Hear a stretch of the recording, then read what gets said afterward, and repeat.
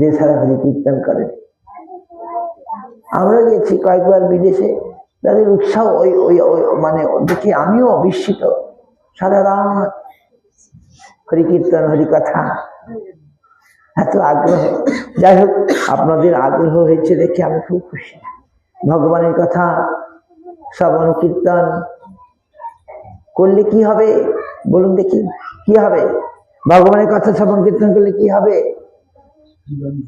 এই জীবনটা ভালো যাবে, বুঝতে পারছেন? বলে এরা একজন কাজ নাই, হরি নাম হরি ভজন হরি কীর্তন করে কি হবে? বলে এই জীবনটাই ভালো যাবে, আর যদি না করেন এই জীবনটা ভালো যাবে না।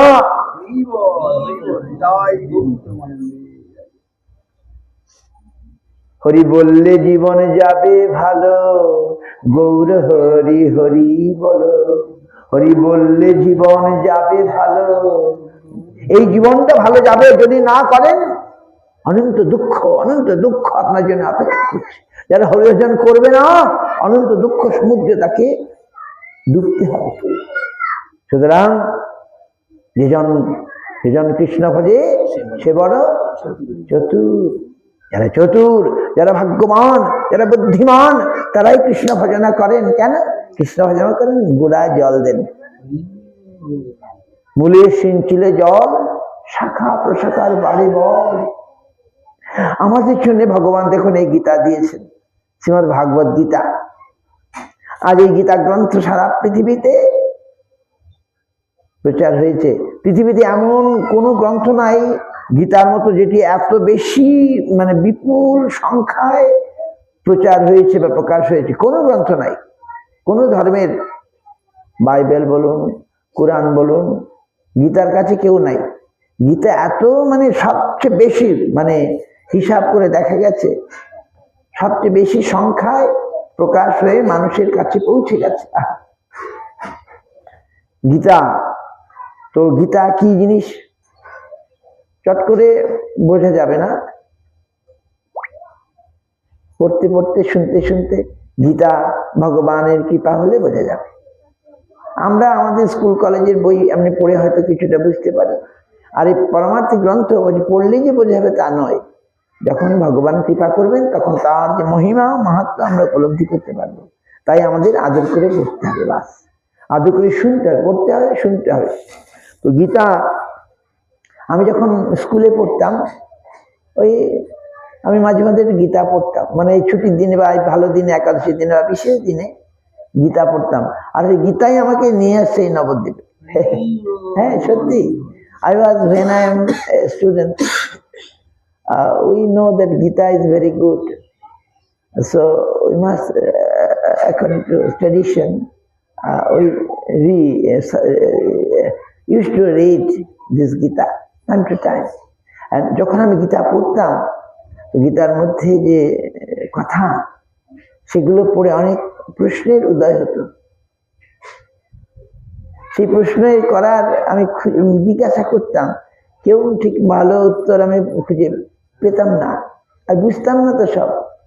যখন আমি আমার এই বলি নবদ্বীপের শ্রী চৈতন্য সারস্বতী মঠে আমার গুরু মহাত্মা নমবিষ্ণুপাদ ছিল, ভক্তি রক্ষক শ্রীধরদেব গোস্বামী গুরু মহারাজের কাছে আসলাম, তাকে আমার প্রশ্ন জিজ্ঞাসা করলাম। কি প্রশ্ন জিজ্ঞাসা আমি বলবো, তিনি যা বললেন আমার খুব মানে প্রাণটা ভরে গেল। বাহ, আমি দেখলাম তিনি প্রথম আমার প্রশ্নের আমি যেন একটা সুন্দর উত্তর পেলাম, এরকম উত্তর আমার কেউ করে নাই। তারপরে আমি ভাবলাম এখানেই থাকবো, আর আমি যাবো না। সেই থেকে আমি গুরুপাদ পদ্মে রয়ে গেলাম। তো গীতা আমাকে পথ দেখিয়েছে, আপনাদেরকে দেখাবে। তাই ভালো করে যখনই আমাদের যে কাকা গুরু বিষ্ণুপাদ ছিল, এসি ভক্তি বেদান্ত স্বামী মহারাজ আমাদের কাকা গুরু, মানে আমার গুরু মহারাজ এমনি গুরু ভাই, তাহলে আমার কাকা গুরু।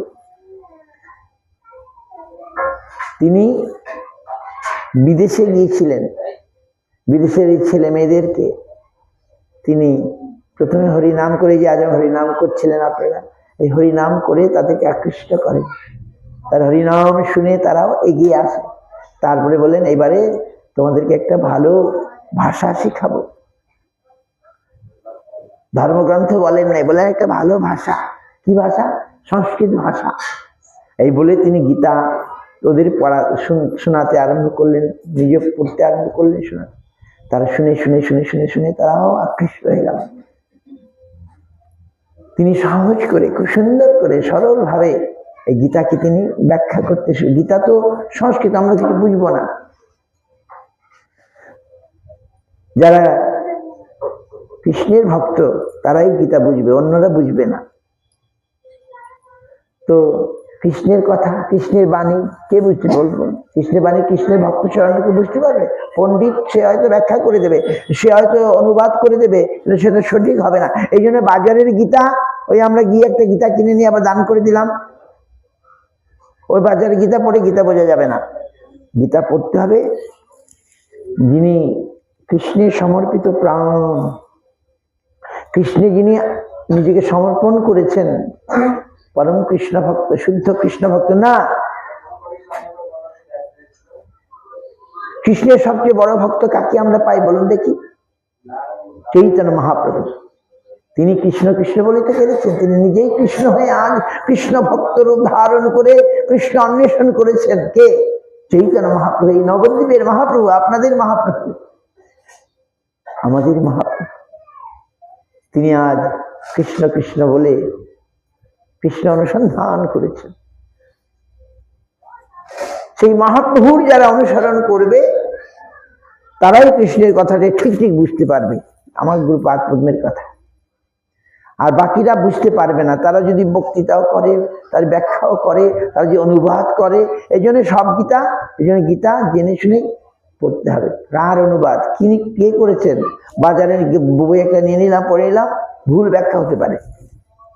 এই জন্য যেহেতু সংস্কৃত আমরা বুঝি না, একজন অনুবাদ করে দিয়েছেন। এই জন্যে আমাদের গুরু, আমি যত গীতা পড়েছি, এই দুটি গীতা আমার ভালো লেগেছে। যত গীতা, অনেক গীতা আছে, বড় বড় সব মহাপুরুষ অনুবাদ করেছেন, যেমন বাল গঙ্গাধর তিলক, ঋষি অরবিন্দ, আরো অনেক অনেক বড় বড় নাম করা লোক গীতার অনুবাদ করেছেন, ব্যাখ্যা করেছেন। তো তো আমি সবচেয়ে বেশি মানে পেয়েছি এই গুরু মহারাজের গীতা পড়ে। আগে আমি অনেক গীতা কিছু পড়েছি, অনেক না পড়েছি, বাজারে যেসব গীতা পাওয়া যায়। মূল শ্লোকটা পড়তে হবে তো, কিন্তু গুরু মহারাজের গীতা, এই যে গীতা খুব সুন্দর, এর যে অনুবাদ, এর যে ব্যাখ্যা আমরা পড়েছি, এই গীতার মধ্যে আমি পেয়েছি নতুন স্বাদ। তিনি কৃষ্ণের বাণীটা, কৃষ্ণের উপদেশটা কে বুঝতে পারেন? একমাত্র কৃষ্ণ ভক্ত বা গৌর ভক্তই বুঝতে পারেন। তো গুরু মহারাজ তিনি একজন সংস্কৃতজ্ঞ ছিলেন, সংস্কৃতে বড় স্কলার। তো তিনি এই ভাগবত গীতা এত সুন্দর প্রথম দিকে তিনি সম্পাদনা করেছেন, অনুবাদ করেছেন, ব্যাখ্যা করেছেন। তো আমি এই গীতা পড়ে, আর আমাদের শিরস্বামী ইস্কনের যিনি আচার্য বা তিনি যে গীতা করেছেন সেটাও ভালো, সেটাও সহজ সহজ করে, কিন্তু তার উপরে আরো মানে গূঢ়। গুরু মহারাজ নাম দিয়েছেন গীতার কি? Hidden treasure of the sweet absolute, মানে গীতার গূঢ়ার্থ। গীতা এমনিতে একটা অর্থ হয়, আবার একটা গূঢ় অর্থ হয়, বুঝতে পারছেন? গভীর অর্থ হয়, সকলে সেটা বুঝতে পারেন না।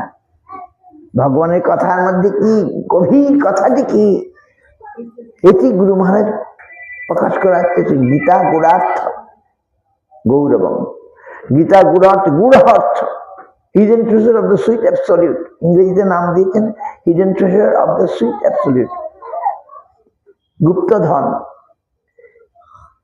হিডেন, লোকানো। গীতার মধ্যে, গীতার যে অন্তর্নিহিত তাৎপর্য, গুরু মহারাজ এগুলো তো আমি একটুখানি বলবো। তো গীতা আপনারা তো জানেন মহাভারতেরই অংশ। ব্যাসদেব স্বয়ং ভগবান, তিনি সংস্কৃতে ব্যাসদেব। আমরা এখন বাংলায় মহাভারত পাই, আসলে এটা সংস্কৃত মহাভারত। সংস্কৃতেরই ভীষ্ম পর্বে তিনি যা দেখেছেন সেটাই করেছেন, তাদের দিব্য দৃষ্টিতে তিনি যা পেয়েছেন শুনেছেন সেটাই লিপিবদ্ধ করেছেন। এগুলো গল্প নয়। বলুন, ব্যাসদেব তাদের কত বয়স, হাজার হাজার বছর বয়স। তার ভগবানই স্বয়ং ব্যাস রূপে আবির্ভূত হয়ে তিনি কি করলেন, বিস্তার করেছেন। ব্যাস মানে বিস্তার। এই যে মহাভারত, তারপরে পুরাণ, ভাগবতম, এই পরমার্থকে যিনি বিস্তার করেন তাকে ব্যাস বলা হয়, ব্যাস অবতার। কৃষ্ণ দ্বৈপায়ন বেদ ব্যাস, ভগবানই কৃষ্ণ দ্বৈপায়ন বেদ একটা অবতার। বলুন ব্যাস অবতার, শক্তাবেশ অবতার, শক্তির আবেশ হয়েছে। তো তিনি ভগবানের কথা, এগুলো আজগুবি গল্প নয়, এগুলো পরম সত্য। তো গীতা এইভাবে প্রকাশ পেয়েছে। এখন এই দক্ষিণ ভারতে, নেম অফ দ্য প্লেস পূর্ব শ্রীরঙ্গম, শ্রীরঙ্গম বলে একটা জায়গা আছে। আমরা রামানুজ আচার্যের ওইসব লীলাভূমি। শ্রীরঙ্গমে এক ব্রাহ্মণ গীতা পড়ছিলেন নাকি, এক ব্রাহ্মণ গীতা, সত্যি ঘটনা, গল্প নয়, শুনেন। মহাপ্রভু সেই দেশে গেছেন, যখন মহাপ্রভু সন্ন্যাস নিয়ে দক্ষিণ ভারতে গেছেন, দক্ষিণ ভারতকে উদ্ধার করতে গিয়েছেন। দক্ষিণ ভারতের মানুষকে, দক্ষিণ ভারতের মানুষ সকলে বেশিরভাগ লক্ষ্মীনারায়ণ উপাসক। ওখানে লক্ষ্মীনারায়ণ আপনি শুনেছেন তো, কি নাম, তিরুপতি, তারপরে আরো কি বালাজি, বড় বড় মন্দির। ভারতবর্ষের দক্ষিণ ভারত শুধু মন্দিরের দেশ, শুধু মন্দির আর মন্দির, বিশাল বিশাল মন্দির। এখানে এত বিশাল নাই। পূর্ব ভারতে অনেক মন্দির আদি আছে, দক্ষিণ ভারতের মতো নাই, প্রাচুর্য, বলে ঐশ্বর্য পূর্ণ। লক্ষ্মীনারায়ণ তো ওখানে ভগবান নৃসিংহদেব আবির্ভূত হয়েছেন। এই যে আপনারা নৃসিংহপল্লী যান, সেই নৃসিংহদেব আবির্ভাব হয়েছে দক্ষিণ ভারতে, অন্ধ্রপ্রদেশে। আর অন্ধ্রপ্রদেশেই তিরুপতি বালাজি বিরাট মন্দির, ভারতবর্ষে সবচেয়ে বেশি কি বলে ধনী মন্দির আর কি। আর বেশি ভক্তের ওখানে সমাগম হয়, লক্ষ্মীনারায়ণের উপাসনা। তো মহাপ্রভু কি করলেন, তারা খুব ভদ্র, দক্ষিণ ভারতের লোক খুব ভদ্র। আমি শুনেছি দক্ষিণ ভারতের যারা দুধ বিক্রি করে, আপনার দুধের ব্যাপারটা ভালো জানেন তো, ওরা গরু নিয়ে আসবে, যার বাড়িতে দুধ দেবে তার বাড়ি গরু নিয়ে আসবে, বাড়িতে এসে দুধ দোয়াবে, তারপরে দুধটা দিয়ে যাবে। দক্ষিণ ভারতে এটা নিয়ম, এত ভদ্র। গরু নিয়ে আসে, যে দুধ নেবে তার বাড়িতে এসে গরু দিয়ে দুধ দিয়ে যাবে। খুব ভদ্র দক্ষিণ ভারতের লোক, আর্য। তো দক্ষিণ ভারতকে ওই লক্ষ্মীনারায়ণ, তারপরে নৃসিংহদেব তারা কৃপা করেছেন। যেমন আমাদের দেশ মহাপ্রভু কৃপা করেছেন, উত্তরপ্রদেশ বৃন্দাবন মথুরা ভগবান শ্রীকৃষ্ণ কৃপা করেছেন। যাই হোক, আজ মহাপ্রভু দক্ষিণ ভারতে গিয়েছেন শ্রীরঙ্গমে। তিনি কি দেখলেন, এক ব্রাহ্মণ গীতা পড়ছে। ব্রাহ্মণ যখন গীতা পড়ছে, উচ্চারণ হয়তো ঠিক হচ্ছে না, অন্যান্যরা বলছে যে ব্রাহ্মণ ভালো উচ্চারণ করতে পারে না সংস্কৃত। কিন্তু মহাপ্রভু যখন ব্রাহ্মণকে দেখলেন, তিনি থেমে গেলেন। দেখলেন ব্রাহ্মণ উচ্চারণ করছে, আর চোখ দিয়ে আনন্দ অশ্রু ঝরে পড়ছে। আনন্দ অশ্রু, বুঝেন তো, আনন্দ অশ্রু ঝরে পড়ছে, চোখ দিয়ে জল ঝরে পড়ছে। সে যেন খুব আনন্দ পাচ্ছে, গীতা পড়ছে আর আনন্দ পাচ্ছে। কি যেন আনন্দ! হ্যাঁ, মহাপ্রভু তো, তিনি তো স্বয়ং ভগবান, তিনি তো বুঝতে পারেন কোন ভক্তের কি ভাব। তিনি ব্রাহ্মণকে জিজ্ঞাসা করে, ব্রাহ্মণ তুমি গীতা পড়ছো, কিন্তু আমি দেখছি তুমি বড় আনন্দ পাচ্ছ। হ্যাঁ, তুমি কি আনন্দ পাচ্ছ? হ্যাঁ, আমাকে একটু বলবে? মহাপ্রভুকে দেখে ব্রাহ্মণের খুব আনন্দ হল, আরে বেশি আনন্দ আর বেড়ে গেল। সে বলে, প্রভু কি বলবো, শুদ্ধ শুদ্ধ গীতা পড়ি গুরু আজ্ঞা মানি। হে প্রভু, আমি তো ভালো পড়াশোনা করি নাই, কিন্তু আমার গুরুদেব আমায় আদেশ করেছিলেন গীতা পড়বার জন্যে, তাই আমি গীতা পড়ি। গুরুদেবের আদেশে আমি গীতা পড়ি, কিন্তু আমার উচ্চারণ ঠিক হয় না, শুদ্ধভাবে পড়তে পারি না, শুদ্ধ অশুদ্ধ গীতা পড়ি, গুরু আজ্ঞা মানি, যেহেতু আমার গুরুদেব আদেশ করেছেন, তাই আমি প্রতিদিন গীতা পড়ার চেষ্টা করি, তাই নাকি? তবে একটা কথা, আমি যখন গীতা পড়ি আমি দেখতে পাই, কি দেখতে পাই? আমি দেখতে পাই ওই অর্জুনের রথে ভগবান কৃষ্ণ তিনি সারথি রূপে অর্জুনের রথ চালনা করছেন। আমি নিজের চোখে সেটা দেখতে পাই, আর দেখে আমার সেই আনন্দ আশ্রু এই ঝরে পড়ছি। প্রভু, এই কথা আমি কাউকে বলি নাই, আজ তোমাকে বললাম। আমি দেখতে পাই চাক্ষুষ ওই যে ভগবান পার্থ সারথি রূপে তিনি বসে আছেন। আজ ভগবান পার্থ সারথি রূপে ওই আমি দেখতে পাচ্ছি ওই কুরুক্ষেত্রে পার্থ সারথি তিনি আজ গীতা উপদেশ করছেন, আমি দেখতে পাই। মহাপ্রভুর ব্রাহ্মণ, গীতা পাঠে তোমারই অধিকার, গীতা পাঠে you are qualified to read Gita. Brahman saying, I got the order from my guru to read Bhagavad Gita, but I not read properly. I know Shuddha, Ashuddha, correct or incorrect way I read, but I feel, I can see. I see in the chariot. আমি দেখি অর্জুনের রথ, in the chariot of Arjun, Bhagavan Partha Sarathi, as Partha Sarathi, he's sitting, he giving this Gita Amrita. তিনি গীতা অমৃত দান করছেন, আমি সেটা সচক্ষে দেখতে পাই। প্রভু, আমি যখন গীতা পড়ি আর সেই জন্য আমার আনন্দ হয়, আর তোমাকে দেখো আমার সেই আনন্দ হচ্ছে।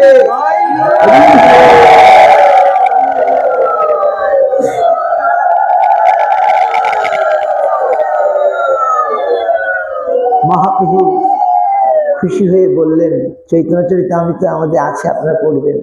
ব্রাহ্মণ, গীতা পাঠে তোমারই অধিকার। ভাবগ্রাহী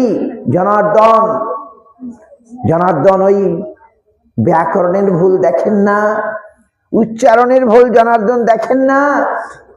জনার্দন হচ্ছেন ভাবগ্রাহী, তিনি আমাদের ভাবটা দেখেন, আমি কিভাবে ভগবানের পূজা করছি নাকি।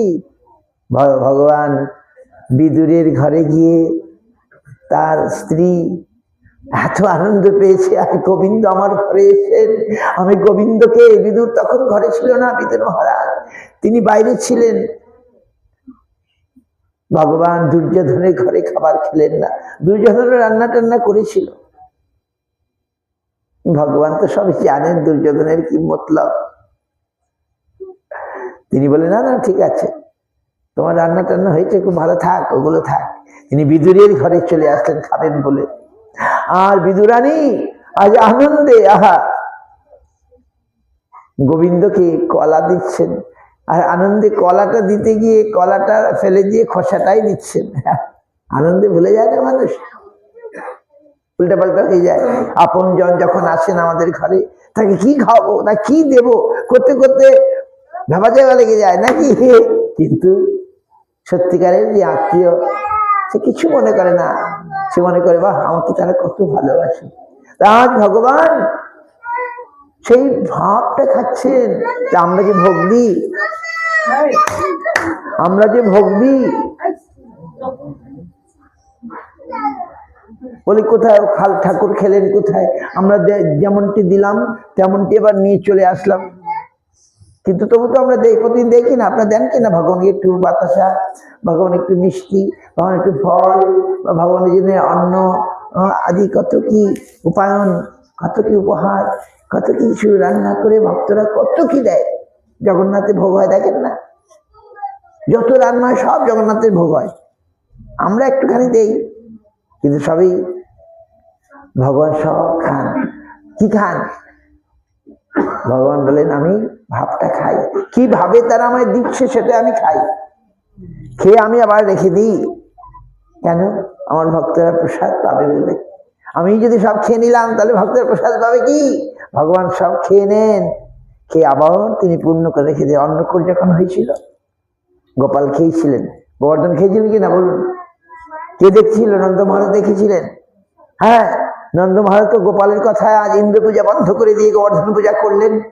সাক্ষাৎ ভগবান তিনি আজ গোবর্ধন রূপে সমস্ত উপায়ন খেয়েছিলেন। সে পর্বত প্রমাণ যে কূট, কূট মানে পর্বত, অন্নের কূট।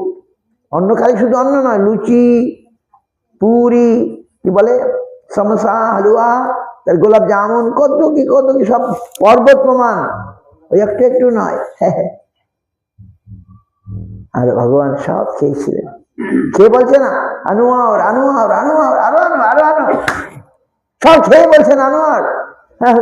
ব্রজবাসীর ব্রজবধূগণ বলছেন আরে সব খেয়ে নিল প্রভু, আর তো এখানে নাই, আছে ঘরে আছে, ও ঘর থেকে নিয়ে আসি। ভগবান আছে আনোয়ার। এখন একটা গ্রামের নাম, ওই যারা গোবর্ধনে গেছেন, গোবর্ধন পরিক্রমা করছেন, একটা জায়গার নাম হয়েছে আনোয়ার, যেখানে ওই মাধবেন্দ্র পুরীপাদের গোবিন্দ কুণ্ড, সেই গোপাল প্রকট হয়েছিলেন, গোবিন্দ কুণ্ড আছে, সেই অঞ্চলটাকে বলে আনোয়ার গ্রাম। আনো আউর, আনো আউর, আরো আনো আরো আনো, সেই থেকে নাম হয়ে গেল আনোয়ার। ভগবান বলছেন আরো আনো, তোমাদের ভক্তিতে ভগবান তাদের প্রতি প্রসন্ন হয়ে আরো আনো আরো আনো। ভগবান ভাববে। এই জন্য আমরা কি করব? আমরা প্রতিদিন আদর করে নিমাই, এর জন্য সচিমা কি করতেন? সচিমা ভোগ দিতেন। তো কি রান্না করতেন? কলার মোচা। এত সুন্দর রান্না করতেন মোচা। একদিন কলার মোচা রান্না করছেন আর বলছে আহা, যদি নিমাই এসে খেত, নিমাইয়ের অতি প্রিয় এই মোচা। তারপরে দেখেন আরে নাই তো, যা ভোগ দিয়েছিলেন সেই কে যেন খেয়ে গেছে। তাহলে কি বিড়াল ঢুকেছিল? না, তিনি বুঝতে পারছেন না, নিমাই ঠিক এসে খেয়ে যান। নিমাই মহাপ্রভু 4 জায়গায় থাকেন। কোন কোন জায়গায়? সচিমার রন্ধনে, নিত্যানন্দ নর্তনে, রাঘব ভবনে আর শিবাস অঙ্গনে।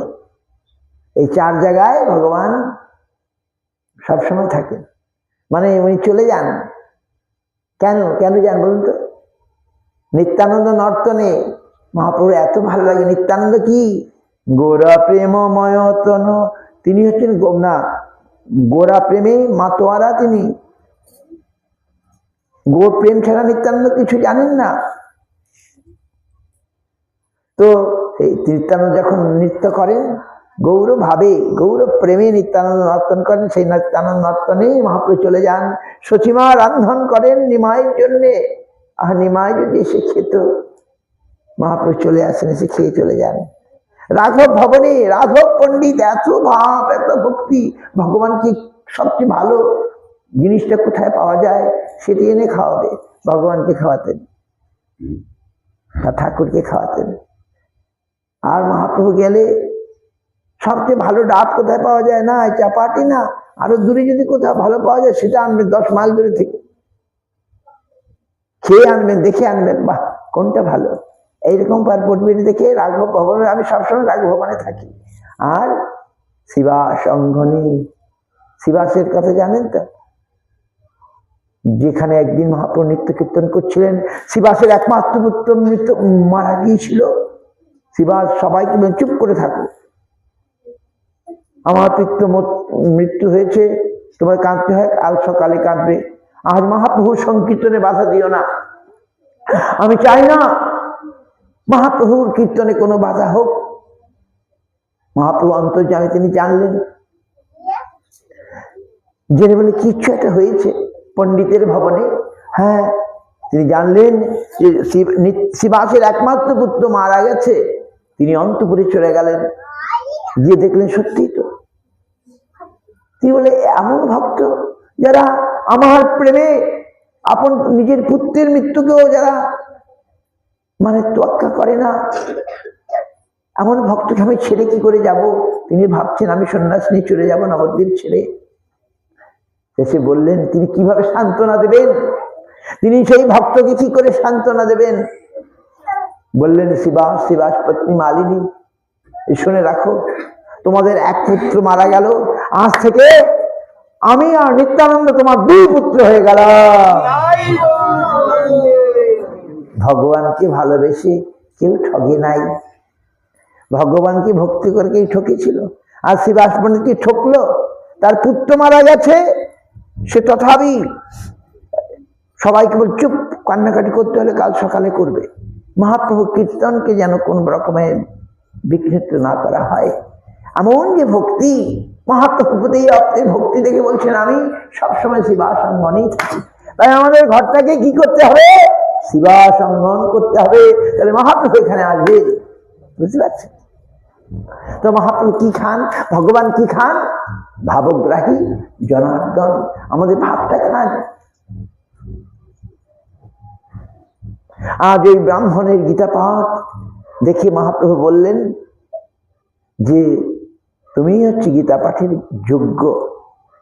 ভক্তি ছাড়া নাই, খালি পাণ্ডিত্য দিয়ে ভগবানকে জানা যায় না, ভক্তির দ্বারা ভগবানকে জানা, ভক্তি গ্রাহ্য। ওই কি বলে, ভগবান বললেন দুর্বাসাকে, অহং ভক্ত পরাধীন যশস্বতন্ত্র ইবদীয় সাধুবীরস্তরীয় ভক্ত ভক্ত জনপ্রিয়। হে দুর্বাসা, আমি স্বতন্ত্র, আমি স্বাধীন, আমি স্বরাট, আমার উপরে কেউ নেই, কিন্তু আমি একজনের অধীন। কার অধীন? অহং ভক্ত পরাধীন, আমি ভক্তের অধীন। ভক্ত মনে বাঁধিয়েছে হৃদয় কমলে, এমন ভক্তের কাছে তুমি অপরাধ করেছো, সে তোমার কিছু করে নাই। সেই ভক্ত যদি তোমায় কৃপা না করে, ক্ষমা না করে, আমার সুদর্শন থামবে না। এইরকম অথচ সন্ন্যাসী আর অম্বরীশ মহারাজ গৃহস্থ। ভগবান ওই গৃহস্থ দেখেন না, আর সন্ন্যাসী দেখেন কি, তার ভক্তি কতখানি, তিনি ভক্তির বশ, ভক্তির দ্বারা তাকে পাওয়া যায়। আজ এই ব্রাহ্মণের গীতা পাঠ শুনে যারা বলছিল ব্রাহ্মণ অশুদ্ধ গীতা পাঠ করে, মহাপ্রভু বললেন না, তুমি গীতা পাঠের উপযুক্ত। তাই আমাদেরকে ভক্তি করতে হবে, ভক্তি সঙ্গে ভগবানকে ডাকতে হবে। ভুল হলেও ভগবান ওই ভুল দেখেন না, ভাবগ্রাহী ভাবটা দেখেন। তো আমরা যে ভোগ দিই, কিভাবে দিচ্ছি সেটাই ভগবান খেয়ে নেন। বুঝতে পারছেন? তো আজ গীতার কথা বলবো। গীতা সময় হলে বলবেন আমাকে। গীতা হচ্ছে ভগবান নিজের মুখের কথা, স্বয়ং পদ্মনাভস্য মুখপদ্মাৎ বিনিশ্চিতা। সেই গীতায় কি হলো, প্রথমে অর্জুন, তিনি আজ অর্জুন আজ যুদ্ধে এসছেন, যুদ্ধে আসার, কিন্তু যুদ্ধে আসার আগে কৃষ্ণ অনেক চেয়েছিলেন, দৈত্য করে, আপনারা দেখেন তো মহাভারতে দৈত্য করে বলেছিলেন, তিনি গিয়েছিলেন শান্তির দূত হিসেবে গিয়েছিলেন, শান্তির দূত হিসেবে গিয়েছিলেন, যেন যুদ্ধ না হোক, তুমি তাদেরকে 5টা গ্রাম দিয়ে দাও। সকলে কৃষ্ণের কথা শুনতে চাইলেও দুর্যোধন বলেন না, ওসব কথা হবে না। 5টা, শেষ পর্যন্ত 5টা বাড়ি স্থান দিয়ে দাও, না। তিনি বলে বসলেন কি, বিনা যুদ্ধে নাহি দেব সুচাগ্র মেদিনী, যুদ্ধই করবেন। এবারে যুদ্ধ হবে, কৃষ্ণ আবারও পরীক্ষা করলেন, আচ্ছা যুদ্ধ হবে। তিনি একদিন ডাকলেন, তিনি তো নিরপেক্ষ, কৃষ্ণ সবার, তবে তিনি অর্জুন দিকে গেলেন কেন? কৃষ্ণ তো সকলের নাকি, বলুন, ভগবান সকলে কি না, তবে তিনি এক পক্ষ ধরলেন কেন? তিনি পক্ষপাতিত্ব হক করার কথা নয় নাকি? কারণ আছে। গীতাতেই বলছেন ভগবান, আমি সবাই আমার কাছে সমান, কিন্তু যে আমাকে ভক্তি সহকারে ভজনা করে, আমিও তাদেরকে সেভাবে ভজনা করি। এখন অর্জুনকেও ডাকলেন, দুর্যোধনকেও ডাকলেন। ভগবান একটা খাটের মধ্যে শুয়ে আছেন, অর্জুন এসে কি করলেন, এসে কৃষ্ণের পায়ের দিকে বসলেন, আর মাথার সামনে একটা চেয়ার ছিল, চেয়ারে সে দুর্যোধন বসলেন। এখন কৃষ্ণ বললেন, দেখো এই যুদ্ধ তো হতে চলেছে, তিনি চেষ্টা করে তো তিনি থামাতে পারলেন না। এখন শুনো, এই যুদ্ধে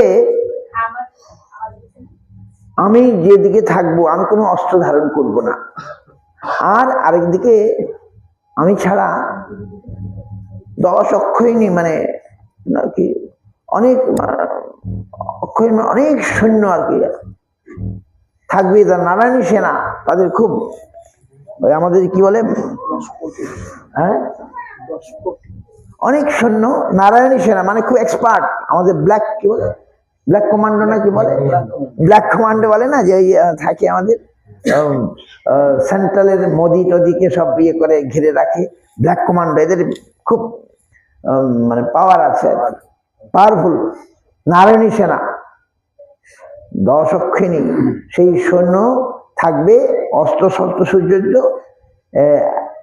যে আমাকে নেবে আমি যাব, কিন্তু আমি অস্ত্র ধারণ করব না, আর আমাকে না নিলে এই 10 অক্ষিণী সেনা নিতে পারে, তারা খুব এক্সপার্ট যুদ্ধ বিশারদ। অর্জুন তো প্রথমে পায়ের দিকে বসে, অর্জুনকে আমি প্রথম দেখেছি, অর্জুন প্রথম বলো। অর্জুন বলল, প্রভু আমি সখা, আমি তোমাকেই চাই, তুমি যদি অস্ত্র নাও ধারণ করো তো আমি তোমাকেই চাই। আর দুর্যোধন ভাবলো কৃষ্ণ যদি, কৃষ্ণ তো বলবান পাওয়ারফুল, খুব ক্ষমতা আছে নাকি, জানেন তো দুর্যোধন, কিন্তু যদি অস্ত্র ধারণ না করেন তো বেকার, আমার কোনো কাজে লাগবে না। হ্যাঁ, আর আমি যদি অস্ত্র ধারণ করছি, সেই 10 অক্ষয়ণী সেনা পাবো, নারায়ণী সেনা এক্সপার্ট, ওগুলো নিলেই তো আমার লাভ। তিনি বলছে এবছর জানা আমার ওই কৃষ্ণকে দরকার নেই, 10 অক্ষয়ণী সেনা হলেই আমার হবে। বা এই তো ভগবান। এবারে বলুন দুষ্ট কার, কৃষ্ণের দোষ? দুর্যোধনই তো চেয়ে নিল না কৃষ্ণকে, আর কৃষ্ণকে নিল কে? অর্জুন। কিন্তু আমার যুদ্ধের কুরুক্ষেত্রের রণাঙ্গনে পৌঁছে গেছে, অনেক দুর্যোধনের পক্ষে অনেক বড় বড় সব, ভীষ্ম স্বয়ং পিতামহ ভীষ্ম, তিনি দ্রোণাচার্য অস্ত্রগুরু, বড় বড় রাজা, রথী, মহারথী, যুদ্ধ বিশারদ সকল অনেকে দুর্যোধনের দিকে চলে যাচ্ছেন, আপনার গীতা পড়েছেন। আবার এদিকে পাণ্ডব পক্ষে কৃষ্ণ আছেন, অনেক তাদেরও সৈন্য আছে। যেই রণাঙ্গনে পৌঁছেছেন, হঠাৎ কি হলো, অর্জুন সব নিরীক্ষণ করছেন। অর্জুন তিনি বললেন যে আমাকে মাঝখানে নিয়ে দেখাও, আমি কার সঙ্গে যুদ্ধ করব। পার্থ সারথি, আজ ভগবান সারথি হয়ে এসছে না, অস্ত্র ধারণ করবে না কিন্তু সারথি হয়ে আসছে না। ভগবানের লীলা তো এখনো সে কুরুক্ষেত্রে আছে, আমার যাওয়া হয়নি, আপনারা হয়তো কেউ গেছেন। সেই কুরুক্ষেত্রের যুদ্ধে 2 দল সব এসছে, শঙ্খনাদ হয়েছে, বিরাট শঙ্খনাদ ইত্যাদি, যুদ্ধ আরম্ভ হয়, কিন্তু অর্জুন ভেঙে পড়েছেন, বিষাদ এসে তাকে ধরেছে। কি, আমি কার সঙ্গে যুদ্ধ করব? এ তো আমার গুরু, আমার স্বজন আত্মীয়, আরে আমি এদের সঙ্গে যুদ্ধ করব? না না না না, আমার হাত কাঁপছে, আমার গান্ডীব খসে পড়ছে, হে প্রভু, হে সখা, আমি যুদ্ধ করতে পারবো না, আমার মানে কাঁপছে, শরীর কাঁপছে, আমি যুদ্ধ করতে পারবো। কৃষ্ণ তো একই এত সব ইয়ে করে এখন বলছে যুদ্ধ করতে পারবো না। তিনি অনেক কথা বললেন যে আমার এই আত্মীয় স্বজনকে মেরে আমি রাজ্য, ও আমার দরকার নাই, আমার দ্বারা হবে না প্রভু, আমি যুদ্ধ করতে পারবো না, মানে কান্নাকাটি শুরু করেছেন। তখন অর্জুন এই অবস্থা দেখে, অর্জুনের বিষাদ দেখে, অর্জুনের দৌর্বল্য দেখে কৃষ্ণ এবার মুখ খুললেন। অর্জুন কি বললেন? কিন্তু কেন মুখ খুললেন? কেন অর্জুনের এই অবস্থা দেখে কৃষ্ণ মুখ খুললেন? তার কারণ আছে, এমনি নয়। তিনি বললেন, কার্পণ্য দোষাপহত স্বভাব পৃচ্ছামি তাং ধর্ম সম্মূঢ়চ্যেতঃ যস্য নিশ্চিতং ব্রূহি তন্মে শিষ্যস্তেহং সাধিমাং তাং প্রপন্নম। অর্জুনকে কেন বললেন, আমাকে কেন বলছেন না কৃষ্ণ? আমাদেরকে কেন উপদেশ দিচ্ছেন না, অর্জুনকে কেন? তার কারণ আছে। আমরা চাইছি কি? আমরা কৃষ্ণকে চাইছি? চাইছি না। আমরা আমারকে ব্যস্ত আছি। অর্জুন আজ বললেন শরণাগতির কথা। We see started in the second chapter. Arjun বিষাদগ্রস্ত হয়ে, মোহগ্রস্ত হয়ে ভেঙে পড়েছেন, আর কিন্তু তিনি বলতে ভুলেন নাই যে প্রভু আমি ঠিক করতে পারছি না। কার্পণ্য দোষ পহত স্বভাব। চিত্তের দীন অবস্থা। কার্পণ্য দোষ মানে চিত্তের দীনতা ও কুলক্ষয় জনিত দোষ দ্বারা অভিভূত স্বভাব। আমি দেখতে পাচ্ছি কুলক্ষয় হয়ে যাবে, বংশ নাশ হয়ে যাবে, আর আমার চিত্তে একটা দীনতা, দারিদ্রতা এসে দেখা দিয়েছে। আমি কি করব? আমি তোমাকে জিজ্ঞাসা করছি, পৃচ্ছামি তাং ধর্ম সংরচেতা। ধর্ম সম্পর্কে আমার আর কোনো বুদ্ধি কাজ করছে না। বুঝতে পারছেন?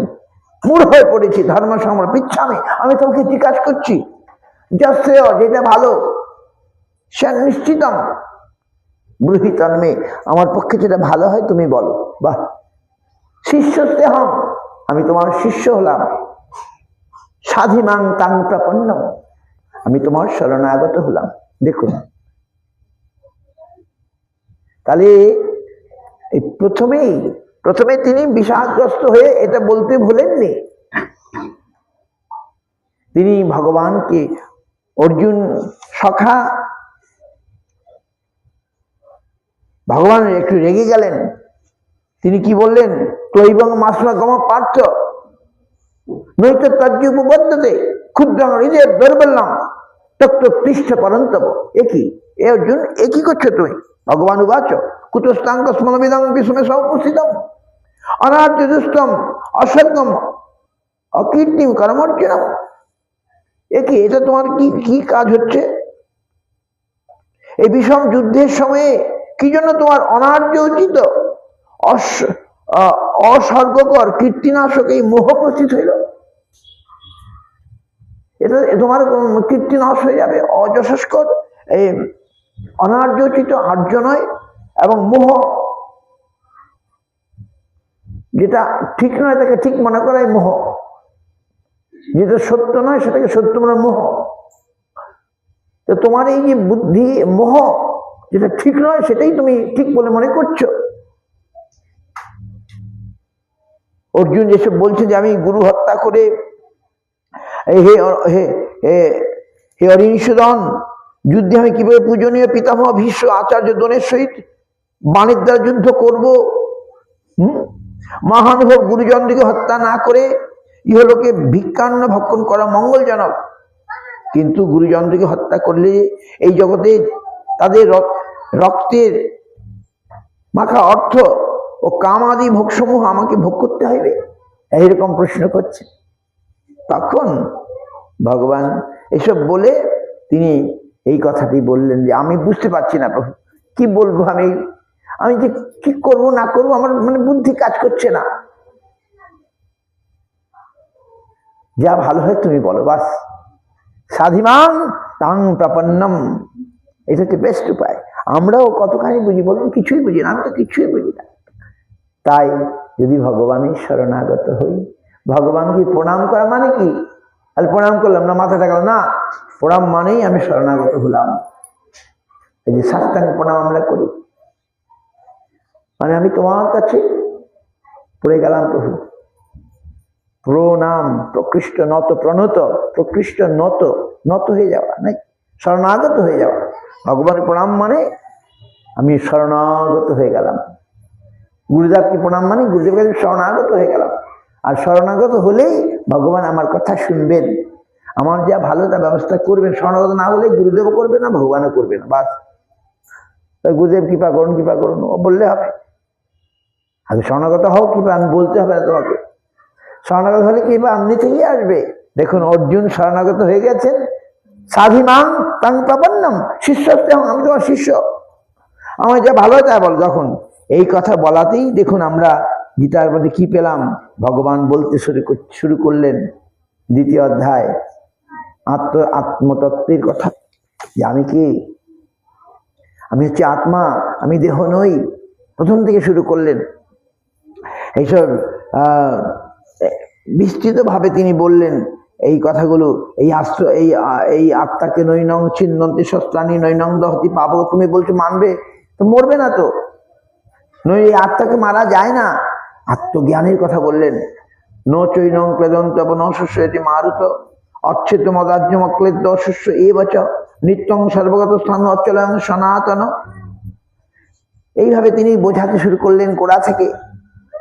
জীব মানে কি? জীব মানে আত্মা। এই আত্মাকে কেউ পোড়াতে পারে না, শুকাতে পারে না, যারা মানে নষ্ট করতে পারে না।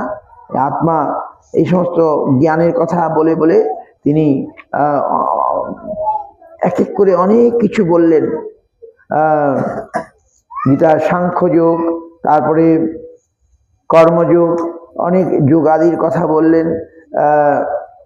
আত্মতত্ত্ব জ্ঞান, আমাদের কি করে আত্মতত্ত্ব জ্ঞানের উদয় হয়, সেই সমস্ত জ্ঞানের কথা বললেন। এই সমস্ত কথা পরপর বলতে থাকলেন। আর অর্জুন মাঝে মাঝে প্রশ্ন করতে থাকলেন। গীতা হচ্ছে অর্জুনের প্রশ্ন আর ভগবানের উত্তর। আর গীতার উদয় কিভাবে হলো? অর্জুন বিপদগ্রস্ত, অর্জুন সমস্যাগ্রস্ত, তাই তিনি আজ সম্পূর্ণভাবে ভগবানের কাছে শরণাগত হয়েছেন। আর ভগবান তাকে যে অমৃত উপদেশ করলেন সেটা হচ্ছে ভগবদ গীতা। গীতামৃতম, দুগ্ধ হচ্ছে গীতামৃতম। এই দুগ্ধ যারা পান করবে তারা অমরত্ব লাভ করবে। আজ এক মনে অর্জুনকে তিনি বলতে বলতে কত কথা, শোনো শোনো কথা, অল্প সময়ের মধ্যে সব বলা যাবে না, আমি বিশেষ বিশেষ কতগুলো কথা বলবো। চলে আসলেন গীতার যে আজকে আমি শুনছিলাম যে শ্লোকগুলো সকলেই পড়া এত ভালো লাগছিল, যে গীতা যদি নাও বোঝেন খালি শুনেন ওতেও কাজ হবে।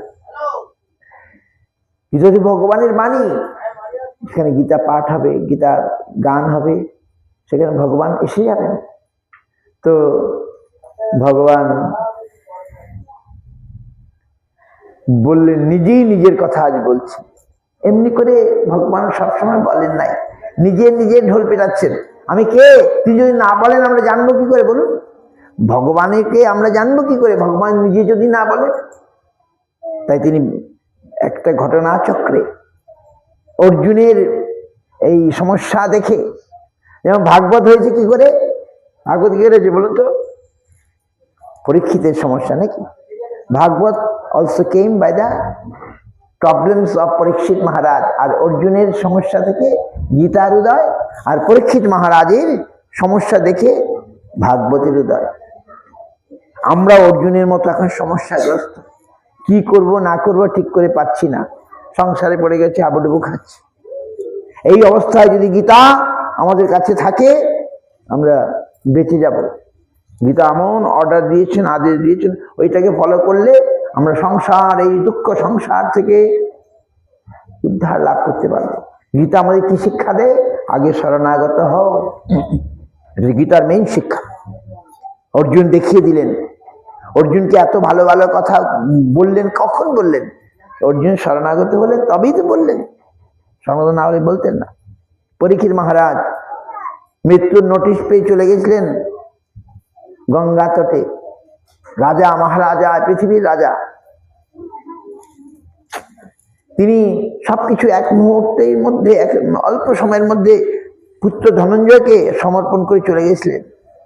আজ অর্জুন এত বড় মানে রথী, গান্ডীবধারী, যার গান্ডীবের ইয়েতে কেউ রেহাই পাবে না, এত তার বল, এত পরাক্রম। অর্জুনের মতো মানে মানে কি বলে তীর, মানে সহযোজনা কেউ করতে পারে না। দ্রোণাচার্যের 1 নম্বর শিষ্য, তার মতো মানে ধনুর্ধারী কেউ নাই। তার ওই তীরের কাছে সকলেই পরাস্ত হয়ে যায় দেখি। অর্জুন কি করেছিলেন, কি করে দ্রৌপদীকে পেয়েছিলেন জানেন তো? সব দেখেন তো নাকি সিরিয়ালের মধ্যে? অর্জুন সেই কি কঠিন পরীক্ষা, উপর দিকে চেয়ে ওই মাছের মধ্যে মাছটাকে বিদ্ধ করতে হবে, কেউ পারেনি, অর্জুন পেরেছিলেন। অর্জুনের এত পাওয়ার, সেই অর্জুন আজ তিনি মোহগ্রস্ত হয়ে পড়েছেন। তিনি বললেন যুদ্ধ করব না। আর কৃষ্ণ দেখলেন যুদ্ধ করা দরকার, অন্যায়ের বিরুদ্ধে যুদ্ধ, অধর্মের বিরুদ্ধে যুদ্ধ, সেটাই কৃষ্ণ চাইলেন। নাহলে তো অন্যায়কে প্রশ্রয় দেওয়া হয়ে যাবে। অধর্ম যারা করে তাদের জন্য কৃষ্ণের আদেশ এটা, যারা অন্যায় করে তাদেরকে শাস্তি দিতে হবে। দুর্যোধন একের পর এক অন্যায় করে চলেছে, সেটার জন্য তিনি শেষ পর্যন্ত বলেন না, যুদ্ধ ছাড়ার উপায় নাই। তিনি চেয়েছিলেন কিন্তু সে তো মানল না, তখন তাকে শাস্তি দিতেই হবে, নাকি বলুন? তাই তিনি কৃষ্ণ চাইলেন যুদ্ধ করা দরকার, এবং অর্জুনকে বোঝালেন। যে সমস্ত কথা শুনে অর্জুনের গায়ে বল ফিরে এলো, বুঝতে পারছেন? গীতার মধ্যে এমন কথা আছে, আমরাও অর্জুনের মতো এখন ভেঙে পড়ে আছি এই সংসারের মধ্যে। কি করব না করব, কি করব না করব ঠিক করে উঠতে পারছি না। এখন যদি আমাদের কেউ কৃষ্ণের মতো এসে উপদেশ দেয়, তাহলে আমরা হয়তো আবার চাঙ্গা হয়ে যেতে পারবো। অর্জুন ভেঙে পড়েছিলেন, যুদ্ধ করবেন না। শেষে বললেন নষ্ট মোহ স্মৃতির লবধা তৎপ্রসাদাৎ মায়াচ্যুত। আমার মোহ নষ্ট হয়ে গেছে, আমার স্মৃতি ফিরে এসে তোমার প্রসাদে করিষ্যে বচনং তব, আমি এখন তোমার কথা পালন করব। শেষে বলছেন, একবার শেষে এই উপদেশ শুনে, গীতার উপদেশ শুনে অর্জুন এই কথা বলছেন, নষ্ট মোহ স্মৃতির লব্ধা। আমার মোহটা নষ্ট হয়েছে। মোহ তো আগে বললাম, যেটা ঠিক নয় তাকে ঠিক মনে করা, সত্য না তাকে সত্য মনে করা, মিথ্যাকে সত্য মনে করা হচ্ছে মোহ। যে অর্জুন বললেন আমার কেটে গেছে তোমার কথাতে প্রভু, তুমি যে এত সুন্দর আমাকে বুঝালে, এত সুন্দর উপদেশ দিলে, সেটা তোমার কথায় আমি এবারে তোমার কথাটাই পালন করব। কি বললেন? নষ্ট মোহ স্মৃতির লব্ধা তৎপ্রসাদাৎ মায়াচ্যুত শীতহসি গত সন্ধ করিষ্যে বচনং তব। আহা, আমি তোমার আদেশকেই পালন করব। আমাদেরও, আমরা যে অজ্ঞানতার মধ্যে পড়ে আছি, আমরা যে কি বলে মোহের মধ্যে পড়ে আছি, মোহটা নষ্ট হবে কি করে? ওই গীতার বাণী শুনলে পরে, গীতার কথা শুনে আপনারা যদি শুনেন, আপনারাও বল পেয়ে যাবেন। গুরু মহারাজ কি বলছেন? What Guru Maharaj told so nicely. গুরু মহারাজ বলছেন, গীতা হচ্ছে এমন একটা গ্রন্থ যে গীতা একখানি অপূর্ব ধর্ম বিজ্ঞান গ্রন্থ। শ্রী গীতার ভাষা সরল সুন্দর, ভাব গম্ভীর, ব্যাপক ও মৌলিক, বিচার সংক্ষিপ্ত, সুস্পষ্ট নিরপেক্ষ, যুক্তি দৃঢ় ও স্বাভাবিক। শ্রী গীতার প্রারম্ভ, উপসংহার, আলোচনা, সমালোচনা, বিশ্লেষণ, সংশ্লেষণ ও পরিবেশন কৌশলটি অপূর্ব হৃদয়গ্রাহী। শ্রী গীতা অলসের উদ্যম, ভীরুর সাহস, নিরাশের আশা, মৃতের সঞ্জীবনী। বড় মানুষ জ্যান্ত হয়ে যাবে, গীতা এরকম একটা জিনিস। শ্রী গীতা কি বৈপ্লবিক, কি তান্ত্রিক, কি উদ্যমী, কি উদাসীন, কি নির্বাণবাদী, কি লীলাবাদী, সকলেরই সংগ্রাহক ও পালক। অত্যন্ত সুরদর্শী নাস্তিক হইতে আরম্ভ করিয়া পরম সদ্ধর্ম পরায়ণ পর্যন্ত সর্বশ্রেণীর দার্শনিকগণের বিচারের সারাংশ অতি বলিষ্ঠ ও সুস্পষ্ট যুক্তির সহিত ইহাতে উল্লেখিত হইয়াছে। কর্মী, জ্ঞানী, যোগী ও ভগবত ভক্ত সম্প্রদায় সকলেই নিজ নিজ বিচারের সমূহের নির্যাস পূর্ণ উজ্জ্বল ভাবে দেখিতে পান। তোর জন্য সকলে এই গ্রন্থরাজকে আদর করিয়া থাকেন।